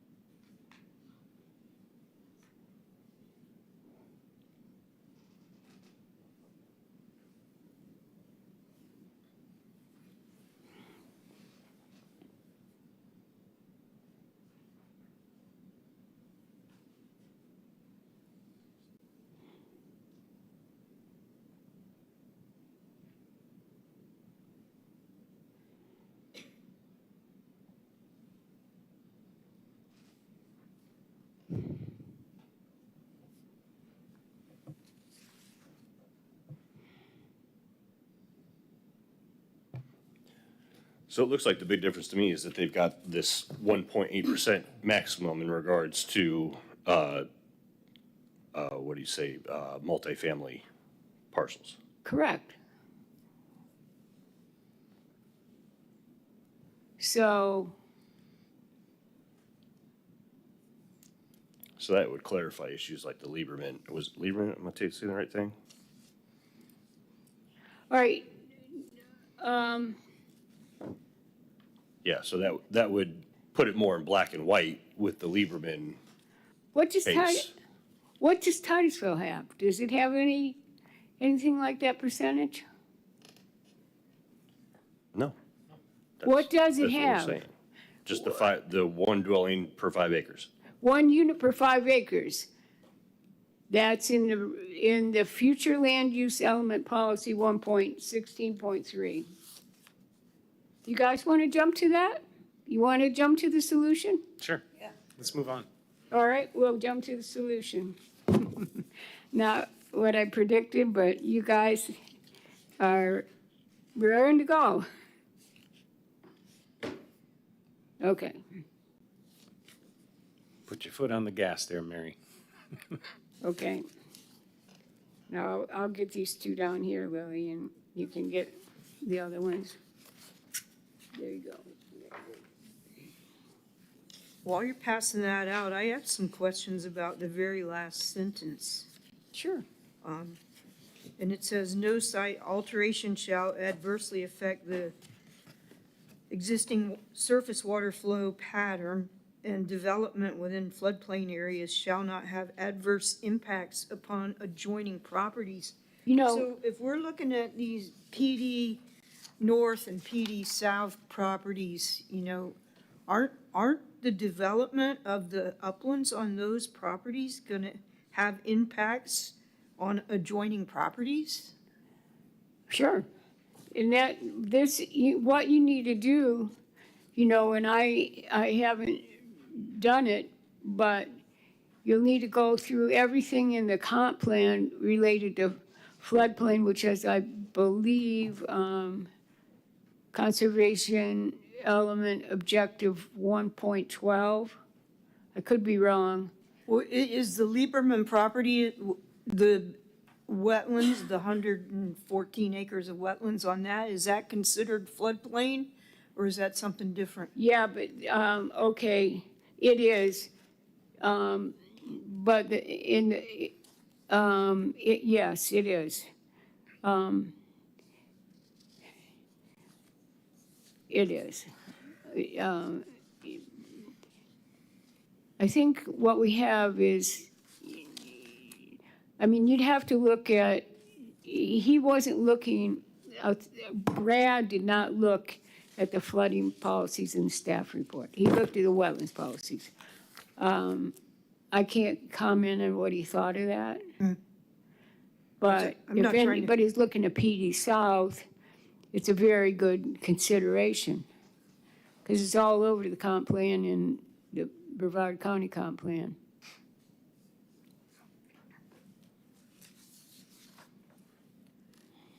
Oh, okay.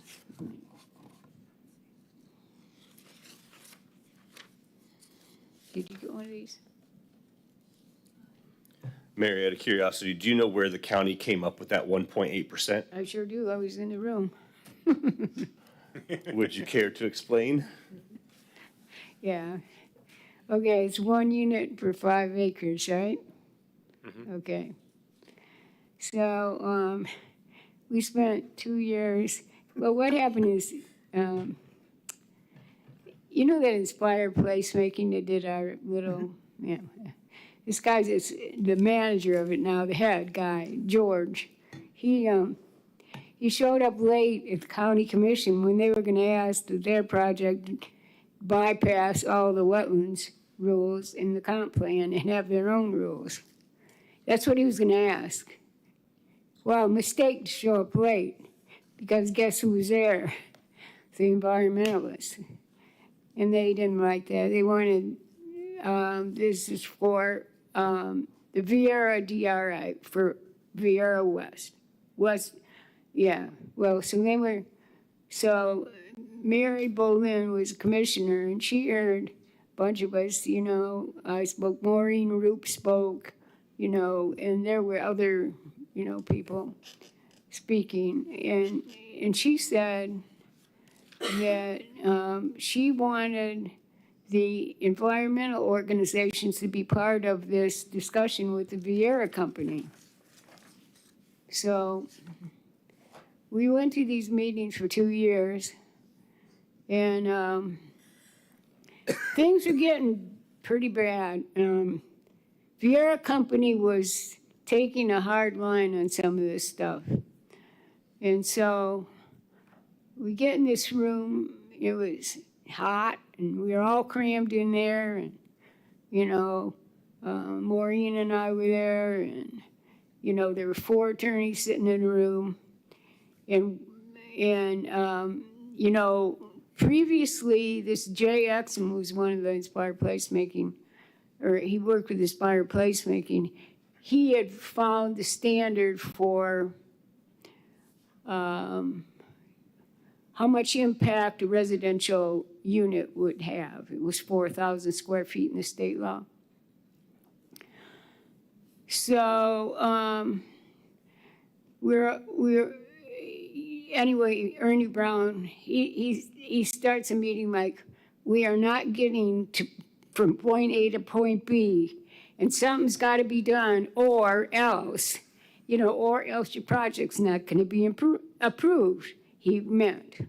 So what happens is, you know, they sat there, and they had 2 attorneys. And then, so one of them, Jay Decatur, he asked about this 1 unit per 5 acres. You know, it had been proposed that it be a mathematical ratio. Well, that flew over. You know, he was acting like it flew over his head. I'm not sure it did. So he said, can we use a percentage? Can we use a percentage? Well, what this was a step toward progress. He was making a concession that will go with your wetlands policies, but we want this as a percentage. So it didn't take long. They started, they polled the 4 attorneys, 2 from the county, Scott Knox, and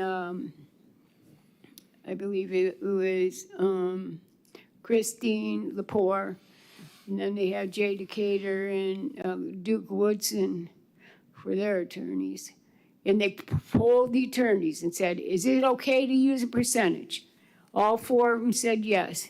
Then they started on the staff. Is it okay to do this? People were saying yes. They asked the environmentalists, is it okay to use a percentage? And they calculated the percentage of, you know, what unit of 4,000 square feet, you know, what percentage of 5 acres that would be, and it's 1.8%. So that broke the ice, and the rest of it was just downhill, and the county approved the Vieira DRI, and now you have that Vieira city. And where does that 4,000 square foot come from that you mentioned? You know, it comes from the state thing, state statutes. And if you'd like to know, I'll have to look it up because I have another paper from the county that tells exactly where it's from. I can get that to you next time. I can probably find it too. I was just curious. You know, but, you know, so that's where that came from. Member Thompson, do you have a question? Oh, no, I forgot to turn. Sorry, okay. Sorry. So these are the kind of things you're going to have to, what did I do with that paper? Oh, I gave it to you. Do we have, okay, so we have, would you like to look at these choices? Mm-hmm. Okay. First of all, policy 1.16.3. Somehow I got, here it is. States, permitted uses within the conservation land areas shall be limited to residential uses of 1 unit per 5 acres. And then it goes on, conservation, recreation, blah, blah, blah. The problem that Lieberman faced is, guess what? This 1 unit per 5 acres was for single-family homes. It was not for multifamily. There is now no provision for multifamily to impact wetlands. Right. And if you want to add that, what problem would you be solving? Reasonable use? Reasonable use of the land. You would have a reasonable use. You wouldn't be fighting over it all the time. Right? Right. Does everybody understand that? Yes, but that sounds too easy. And the But reason, it's not, it's easy, It's- but you know, it might sound too easy, but this is the easy one.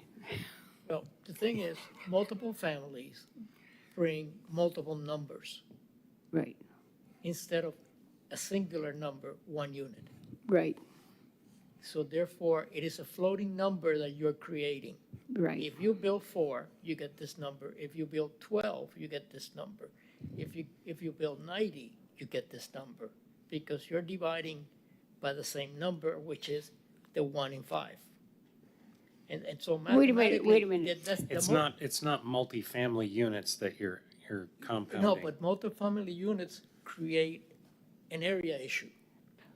So therefore. it oh, is you not- mean there's more impact Yeah, from but multi, It is But not the- a 1 per 5 acres anymore. Right. Now it is whatever number of multiples per 5 acres. so what it is the impacts, not, the impacts is the size of the wetland area to be filled. That's what you gotta decide. Do you wanna do this? And the only reason you would do this is to let people know right off the bat, you have limited opportunity to fill wetlands in Titusville. You could get only 1.8% of the conservation land. That's all you can fill. You can't fill any more. Don't even think about it. Don't do what Lieberman did and ask for 5.42. Just don't even think about it. Now, would a person fill 1.8% of a large wetland like this? I don't know, but at least they know that they can't get away with 5.42 units. Acres. So that's what you're facing, because nobody wants to allow multifamily impacts in wetlands. Right. Right, but So the definition of 1 unit per 5 acres, that's 1 4,000 square foot unit divided by 5 acres is 1.8% of the area. If we applied that to Lieberman, then the most that his impact would be 1.9 acres. Because that's 1.8% of the 109 acre wetland, whatever, yeah, right. again, I go back to that. 2.052 acres. It's, yeah, Yes. well, I rounded, so. Right. But again, it goes back to the fact that multifamily provides a number that is different every time. But the density requirement of the value stays the same. That's the point, is that we set a bottom level, that's the value of one residential unit, not one multi-residential unit, but one 4,000 square foot residential unit per 5 acres. Right, but So we've changed from the units to the percentage, and that's what Jay Decatur, representing the Vieira Company, wanted. I mean, and, you know, I spoke to, you know, some of you know Darcy at the county. You know, I asked her about this. I asked her about this particular example I handed out. You know, I called her and I said, do you ever deviate from this? No. They either meet the criteria or they don't get their site plan approved. And, That's what we need. you know, and she, you know, I said, you know, well, you know, you're treating single family like in multifamily with the same percentage. Is that a problem? This is Hector's question. She said, this is the way we do it. I said, have you, you know, made exception? No. It's cut and dried. And so you got to make that decision. That's why this thing says 3 possible choices, because there are 3 choices you can pick. and again, that's the easy solution. You can apply that to multifamily and keep it as a one family. But the bottom line is the load on the land is totally different. Yes. I agree with that. Okay, so therefore, the reasonable question has not been answered because it is not apples to apples and You're right. orange to oranges. And the reasonable question, Okay, so I there- try to get an answer, and I got the answer. This is the way we do it. Vieira can use whatever they want, and the county can use whatever they want, and So you got to decide, do you want to do this? Is it worth, you know, heading off more Lieberman type requests? And I looked at the future land use, you know, map, and it appears that there's, you know, other properties that are, you know, have multifamily, you know, beside these 5-acre wetlands. In fact, PD North even has, you know, a commercial, you know, land use for part of their thing. So, I mean, this is up to you. You're going to have to make a choice. Member Miller? Yeah, I've got a couple, I guess, definition or kind of clarification questions. So the first one, and forgive my ignorance on this, when we talk about multifamily developments, are we talking about a neighborhood with, just random example, 6 single-family homes? Or are we talking about a 4-story apartment building? The latter. Apartment building? Yeah. Okay. Could be townhomes too, where they're adjoining walls. Sure. or- Okay, great. And then residential portions of mixed-use development, I'm sorry, I'm looking at the third Yeah, option you have yeah. here. It says to include residential portions of mixed-use development projects. When we talk about residential portions, is that just looking at the footprint of each individual house? Or is that including sidewalks, parks, stuff like that that are within that development? Second. I guess I'm directing So, that anywhere. That- What these mixed-use projects have in, for example, the Vieira DRI, is they have like, you know, the commercial area of, you know, down on, whatever, that, you know, that one road that goes south.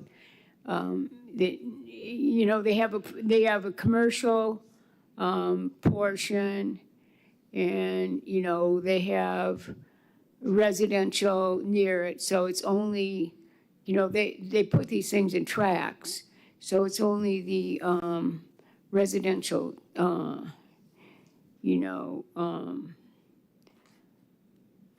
tracks. That are the, But you also got residential in, portions. I apologize. You also have in here that commercial and industrial are not permissible. So what would be an example of a mixed-use development that would be permissible at all? Because if commercial development is simply not permissible from the proposal here on conservation land, then it seems like a mixed-use development would not be permissible either. Am I, Well,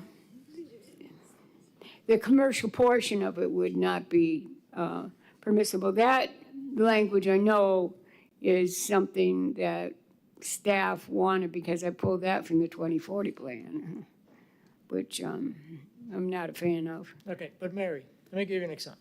Yeah, On one side of the street, I'm gonna have multifamily. On the other side of the street, I'm gonna have single family. right. That's all residential. It's all residential. Yeah. So they're both gonna build to the 1.8, Yes. if provided that, you know, that will be the number, but what I'm saying is. Residential is going to go with a 1.8. Right, so I'm gonna have, like, in the example that we're talking today, a 3-story building versus a single house across the street. I know what you're saying. There's more impact from this the 3-story building. Okay, Absolutely. Life is not the same. You know, the impact is I totally realize different. that. I realize that. And that's the trade-off. And that's straight up numbers. I know exactly what you're saying. You're right. You're right. Okay, so See, how do, none of this is like the perfect answer, is it? It's not. It's a trade-off. And All right. so basically, there's 3 choices here if you manage to. Bill, you have a question? So we have no detached garage, or do we have an attached garage? Do we have a shed? Sheds aren't allowed, unattached garages aren't allowed, and the road to get there, so if you have a long driveway, does that count too? Was that, that's all out of it too? Anything, okay, so,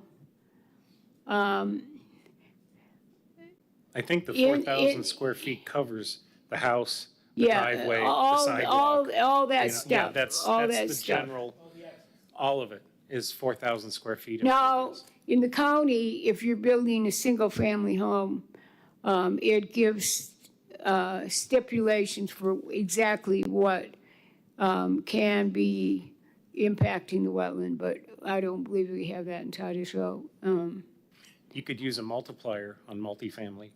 But the 1.8 impact times is however going to be greater. we're dividing. You're correct. So that's the trade-off with, I mean, I don't think we're arguing about this. We all agree. The impact, Hector's got a point. The impact is greater. And is putting a percentage there, you know, a good idea because staff, it's cut and dried, you know, staff doesn't have, and the city council doesn't have to go through this wringing of hands. The applicant, let's say there's an applicant out there that is eyeing one of these big wetlands. Because Laura Lee told me that Lieberman now has a for sale sign. Let's say somebody's looking at that. Is it best to let them know right off the bat, Yes. you know, or that, you know, this is what you can't get away with? No, this is what's reasonable. We're, Yeah, this is we're what's, putting a this is line what in the sand. is reasonable, and you can't ask for any more because we don't need to go through this dilemma. Every time. So that's what you're gonna have to determine. okay, and again, I go back to my point. If you're talking reasonableness versus fairness, it's a totally different conversation. Right, Totally different conversation, because in the same street. right. Example that I Exactly. use, Nobody's arguing with you. That violates that. And so I know. therefore, it's a matter of what is the emphasis that we're trying to promote? What exactly. Emphasis are we trying to promote? If we're trying to promote multifamily in certain areas versus not, if we're trying to do single house all around, then that's a different number. But the reasonableness versus the fairness is a totally different discussion. Because that for sale sign can come in and say, I don't want to put any single families, all I want to do is multifamily. So therefore, is that number fair and reasonable? Member Tucker? Sorry. I just wanted to say that the bottom line is we're trying to protect the wetland, right? Yeah. Not promote multifamily or single family. It's just to find a common ground to protect the wetland. So it's not going to be perfect. It's not going to probably accurately represent the impact of a multifamily, but it's a start and it's better than what we have now. Correct? That's for you to decide. I'm throwing it out there for you, and I think you made a very thoughtful statement. So I don't know if you want to think about this. I don't know if you want to vote on a recommendation tonight, or what would you like to do? Well, I think Member Tucker makes a very, very good point. The whole goal is to protect the wetlands. Right. And, you know, site plans and all that can come along later, but right now we're trying to protect the wetlands. My dumb question, though, is, all right, we're working on all these potential changes to policy 1.16.3, but you still have policy 1.16.4 lurking behind it. Are we going to change the language to 1.16.3 and then eliminate 1.16.4, or? You certainly would eliminate the words about the reasonable use of Yeah, land. the whole first paragraph, or 2 sentences. So are if gone. we modify 1.16.3 to include a percentage, now you've given them a reasonable use of land, so then we could take out All the the nonsense. specific, all the wording about inordinate burdens and Yeah. specific vested rights and reasonable use of the land. Okay, what you take out there is the reasonable use of land, and I have some other reasons why you could easily get rid of the other stuff. I got a paper on that, which probably is a little complex to go through, at this hour, but I do have one written for that because some of this involves Bert Harris law, some of this involves vested rights, Titusville has that, some of it involves permitting language, duplication or, mimicking a permitting language. That sentence, first sentence in 1.16.4, we need to understand that. And I think we do not want to go ahead and work on that tonight, except I'll say that Laura Lee's absolutely right. We give them a reasonable standard, then you take out that stuff about the reasonable standard in 1.16.4. But you guys got to understand this, because who's going to fight for the wetlands? When it comes up for the city council, you all hopefully will need to be prepared to show up. This is your decision. If it goes to the LPA, the same thing. This is a major comprehensive plan amendment package that fixes a problem because of the language put in there in 2010, which does not match the conservation element. And that's a piece of history, Go ahead. which we won't go through at the moment, but you're getting the idea really fast. but you have to understand all this and why, and it has to be something you want. Not necessarily what I want. Member Thompson? So I was at the city council meeting when, the Lieberman debate happened. And I remember, Joe Lynn was wanting to cut the 5 acres basically in half, and get it down to 2.5 acres or something like that. But the applicant was adamant that they had to have the 5.5 acres or they wouldn't be able to fit their parking lots and stuff in. They wanted to put parking all across. I mean, we're talking about a little skinny, teeny narrow strip of land Yeah. that wraps around that curve on 405 and putting up 8 multi-story apart. It would have been hideous. Yeah. It would have been- But they said that they could not make enough money if they didn't have these parking lots at the back. It all boils down to how can they make as much money as possible on the land? And so if you restrict their use of the land, they're not gonna be interested. They're not gonna buy the property. They're not even gonna wanna play ball. Well, that'll And I save think that. that's what the 1.8% accomplishes. Yeah, Is does. it gets rid of this ambiguity of reasonable use of the property that we get into a debate with on every single project. Right. And it gets it down to a cut and dried formula of this is how much you can impact the wetlands. Right. Well, the thing about it is also that we get into this argument when it's multifamily. We don't get into there's a conditional use permit for the single family in the wetlands. But, you're right, because the fact of the matter is, I look at some of these projects and I think, are they trying to up the value so they can flip it? Many times. I mean, we've probably seen some examples recently. This might have been an example.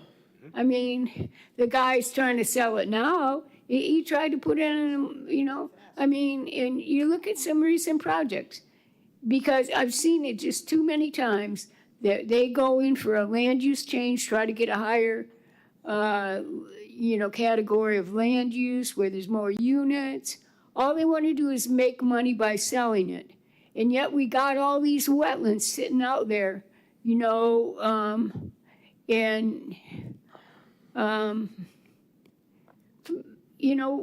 what we're going to be working on when we get to the conservation element, we're going to be working on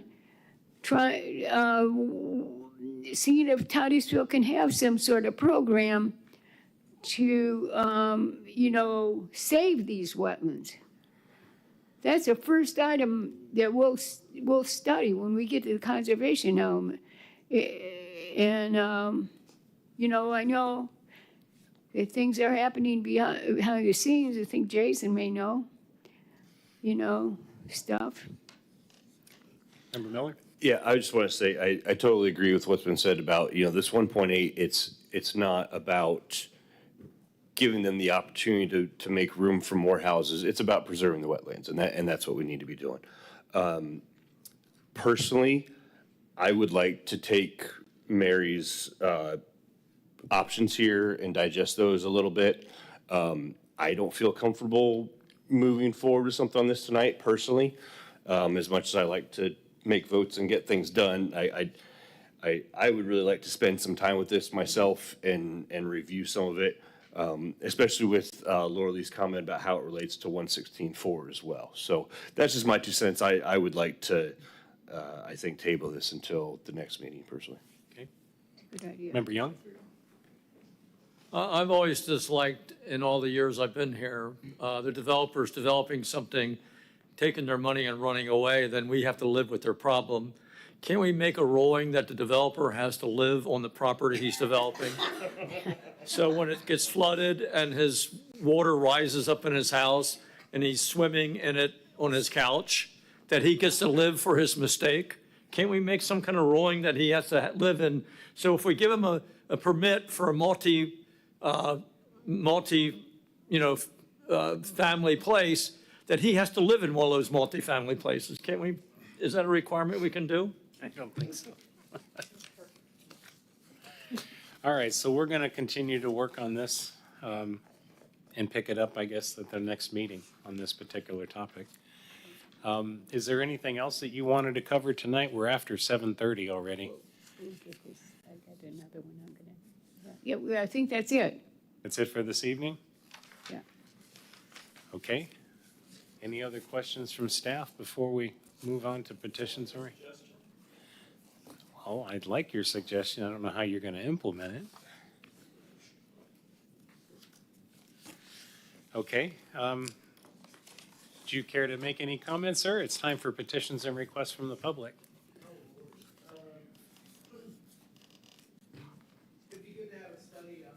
Please come up to the microphone, and that way you can be heard. Yeah, who you are, where you from, This is name a your first neutral one. free zone for stuff like that, but, yeah, running for city council, all that fun stuff. David Hobart. There should be a study, wherever that 4,000 square foot study the state did, do they have a multifamily study with the same That's a impact? part of law. I couldn't- That's part of law. Yeah, I'm couldn't sure find it. this is old stuff, so Yeah, what no, they I'm did sure of it the is. study, 4,000 square feet's tiny don't for know. a single unit house anymore.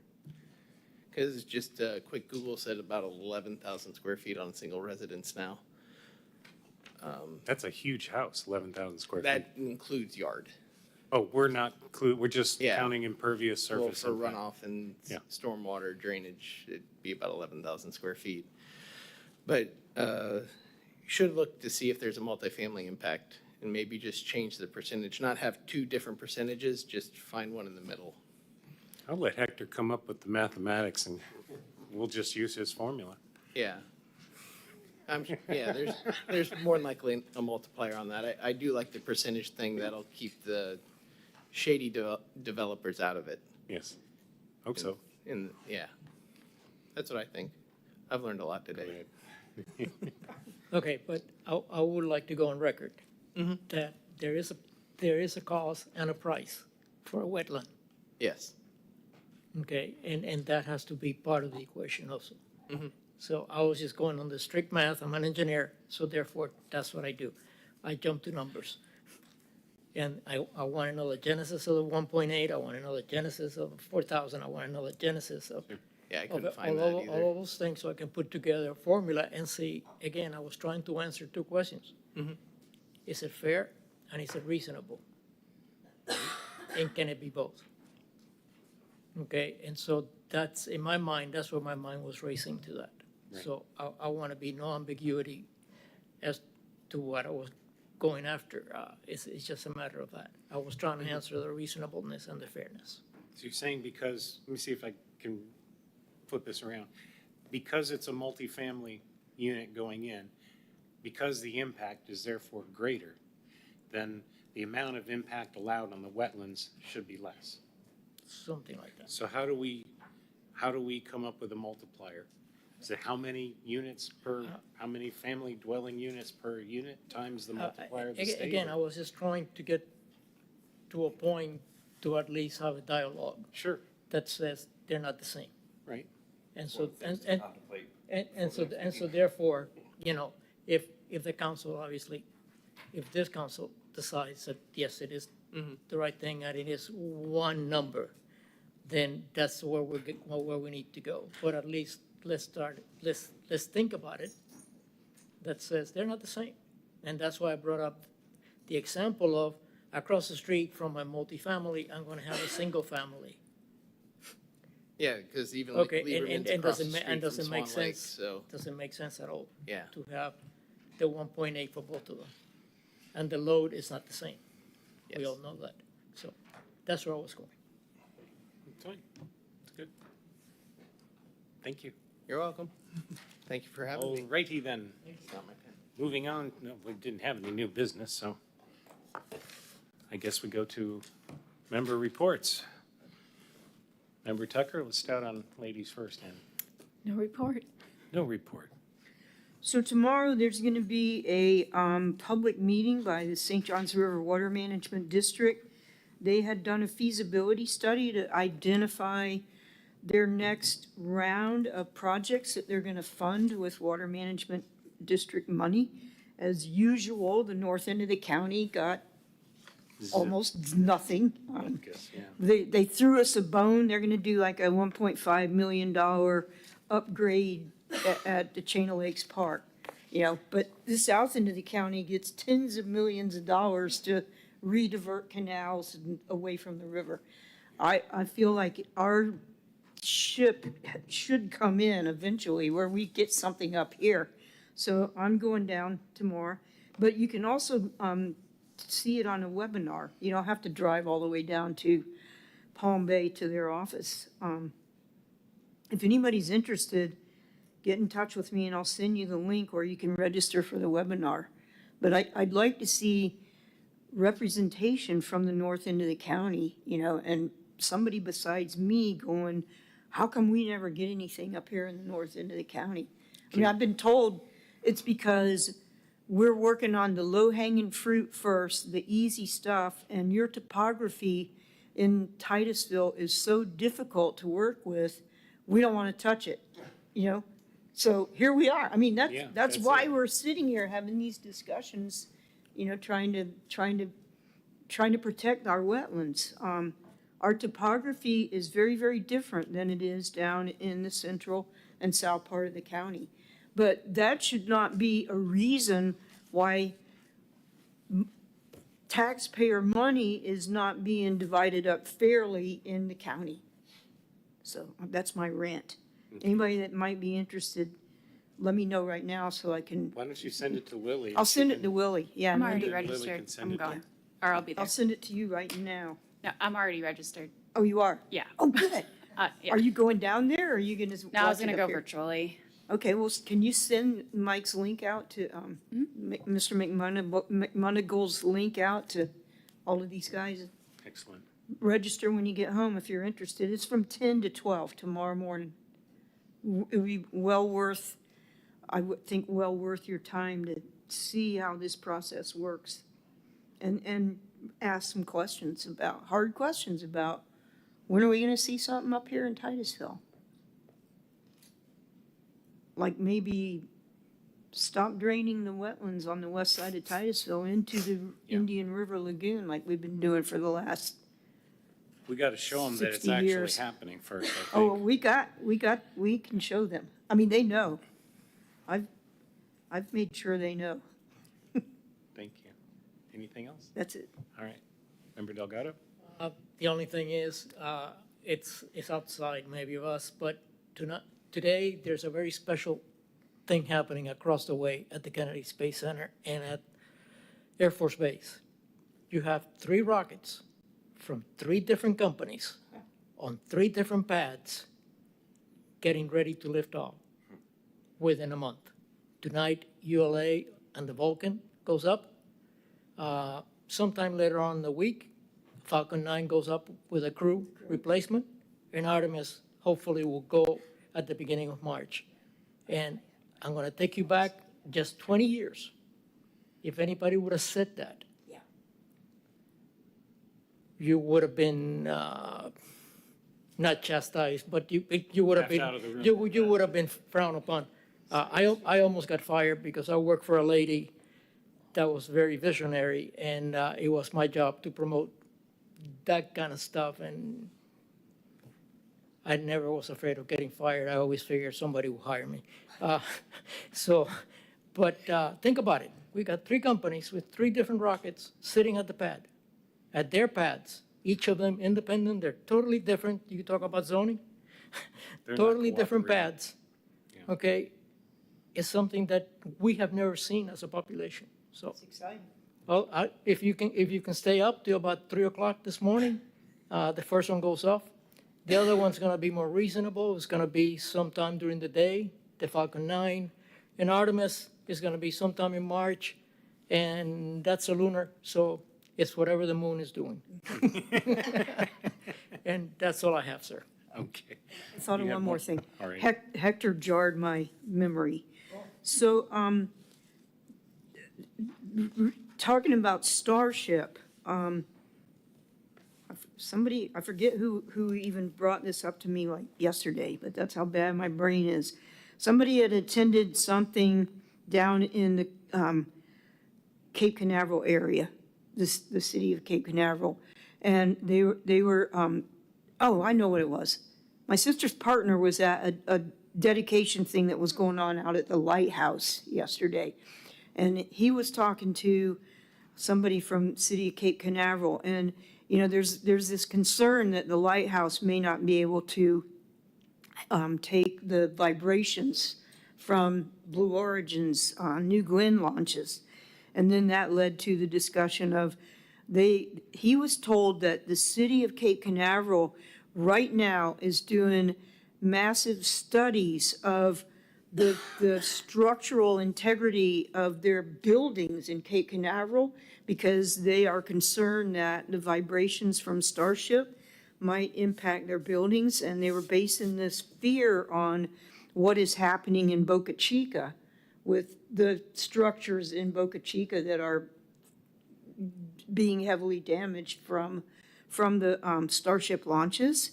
And there was a concern that there's no contingency. Those people that are getting the structural damage in Boca Chica, nobody's paying them for what's happening to their structures. And so that's a concern. I just thought I'd throw that out.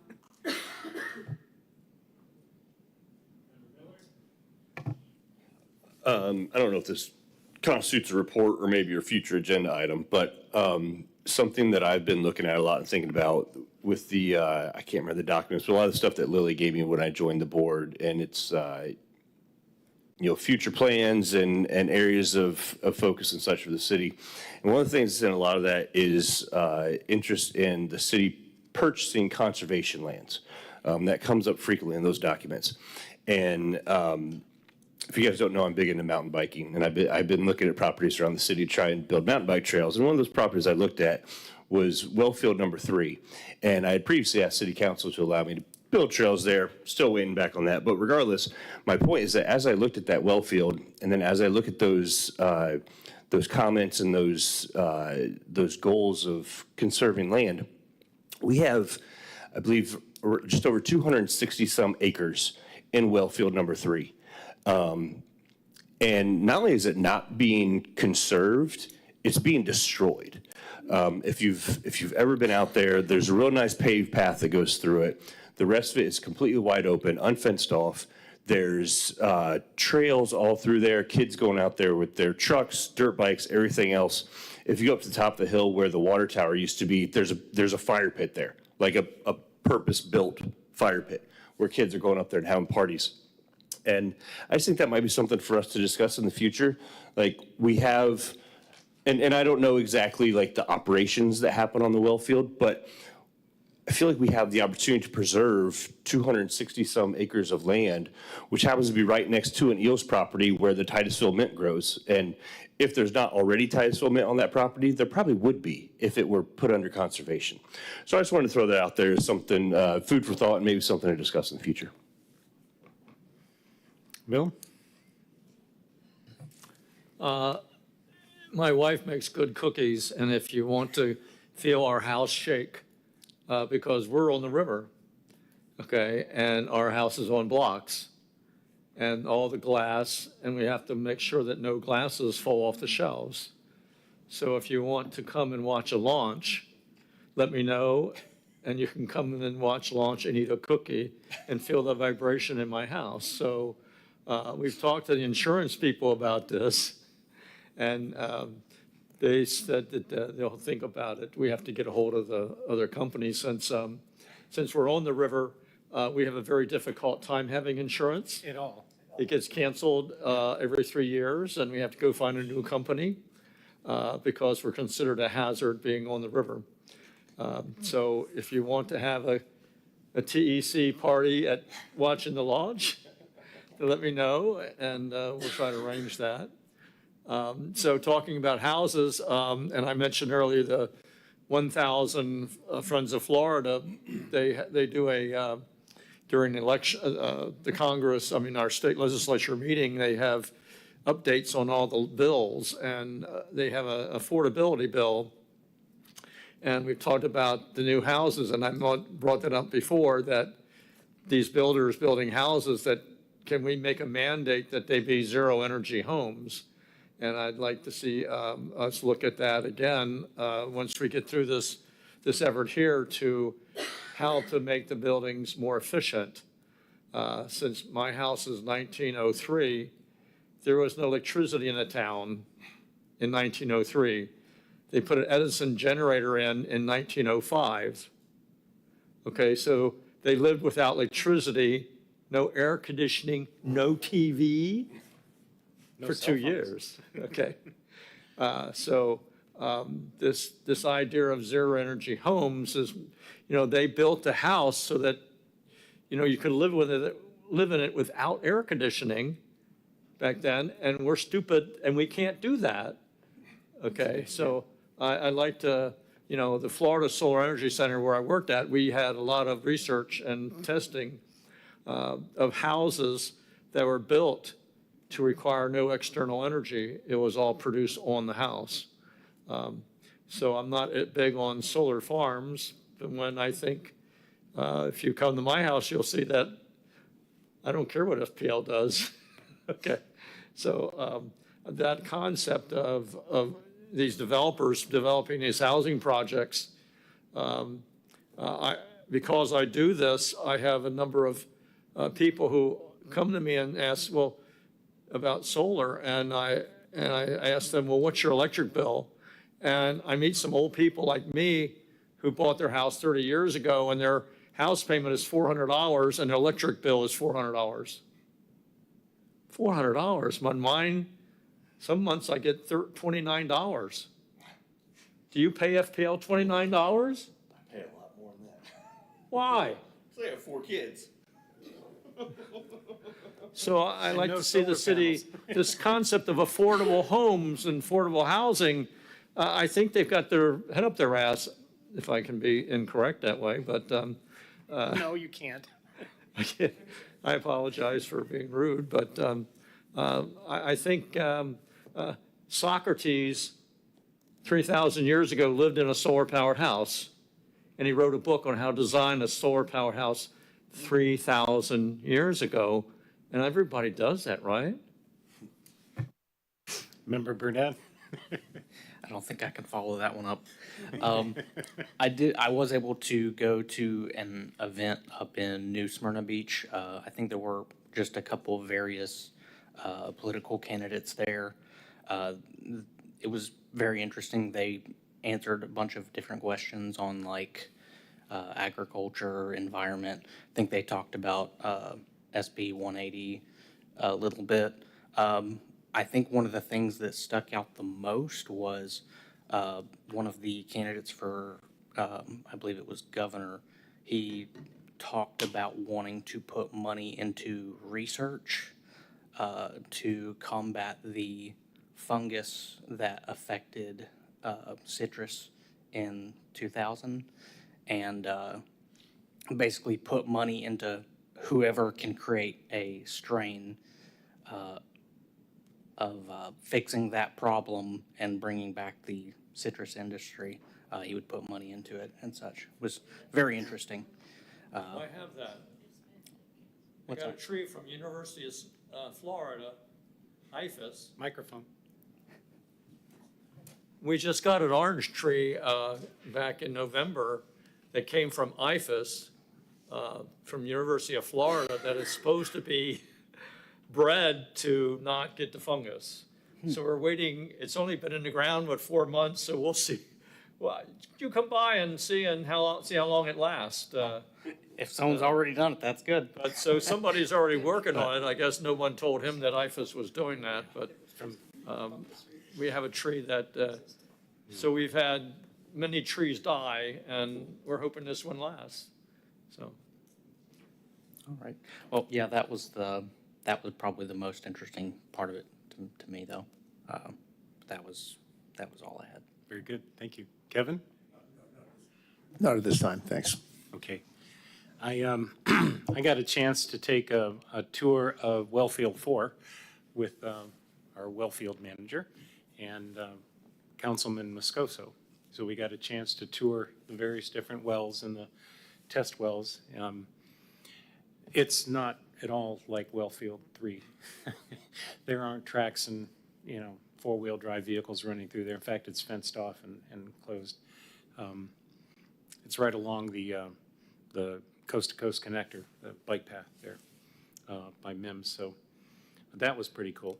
The other thing is working with our Indian River Lagoon Roundtable, I filed a SEER report for Speak Up Brevard, asking that our county look at pulling together some kind of Space Force task force, a task force on space, essentially.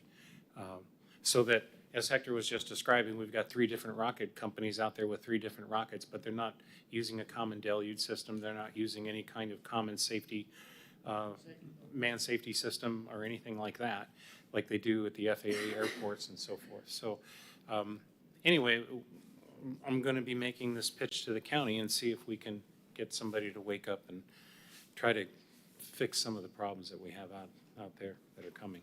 So anyway, that's all I have to report. Staff, if you'd like to finish up with us? Sure, I have a couple things. I just wanted to follow up on the March 7th community conference that I think I sent you an email.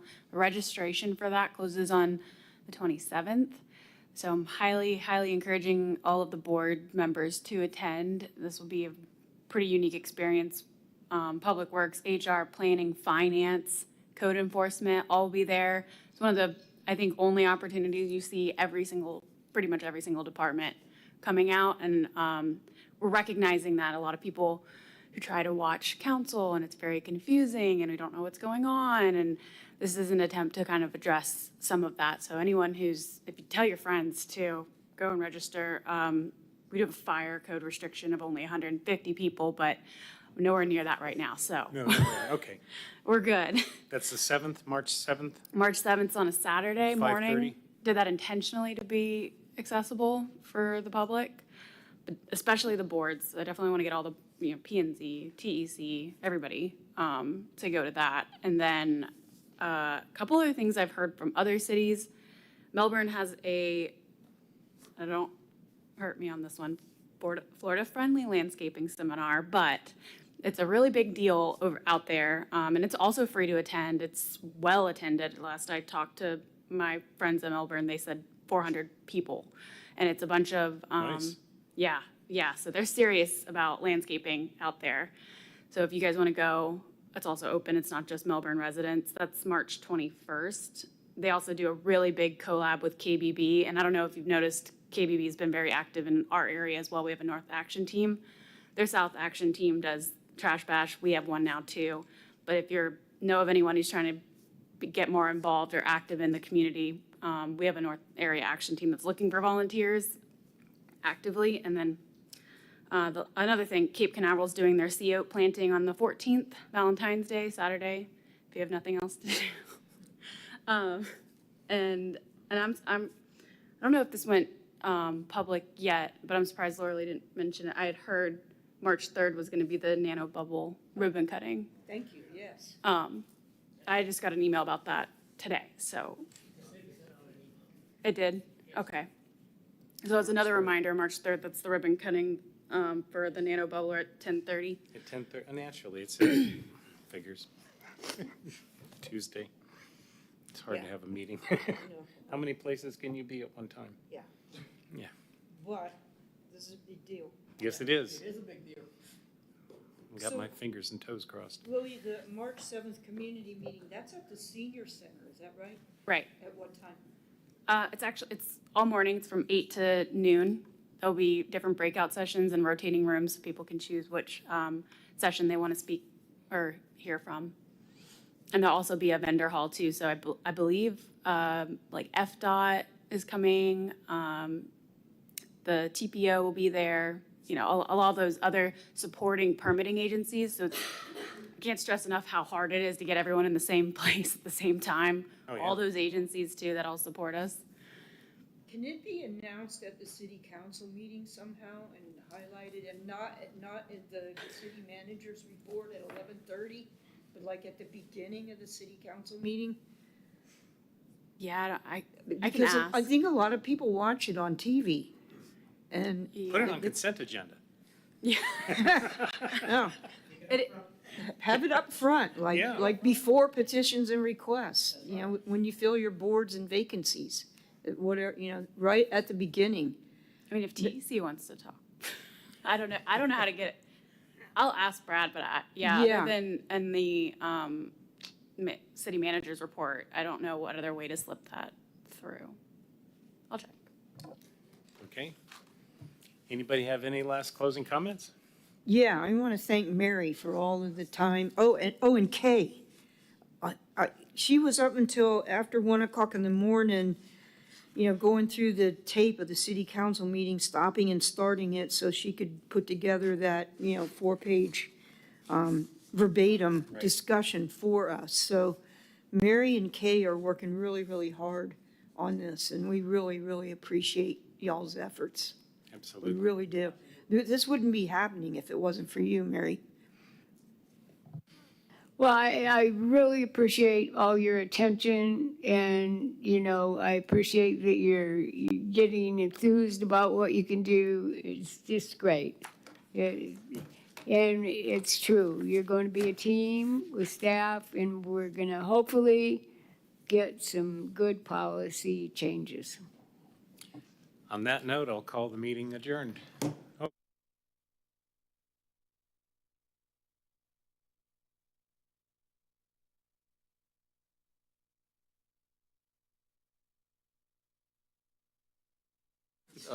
There's ones they have, and one thing is raising chickens in your backyard.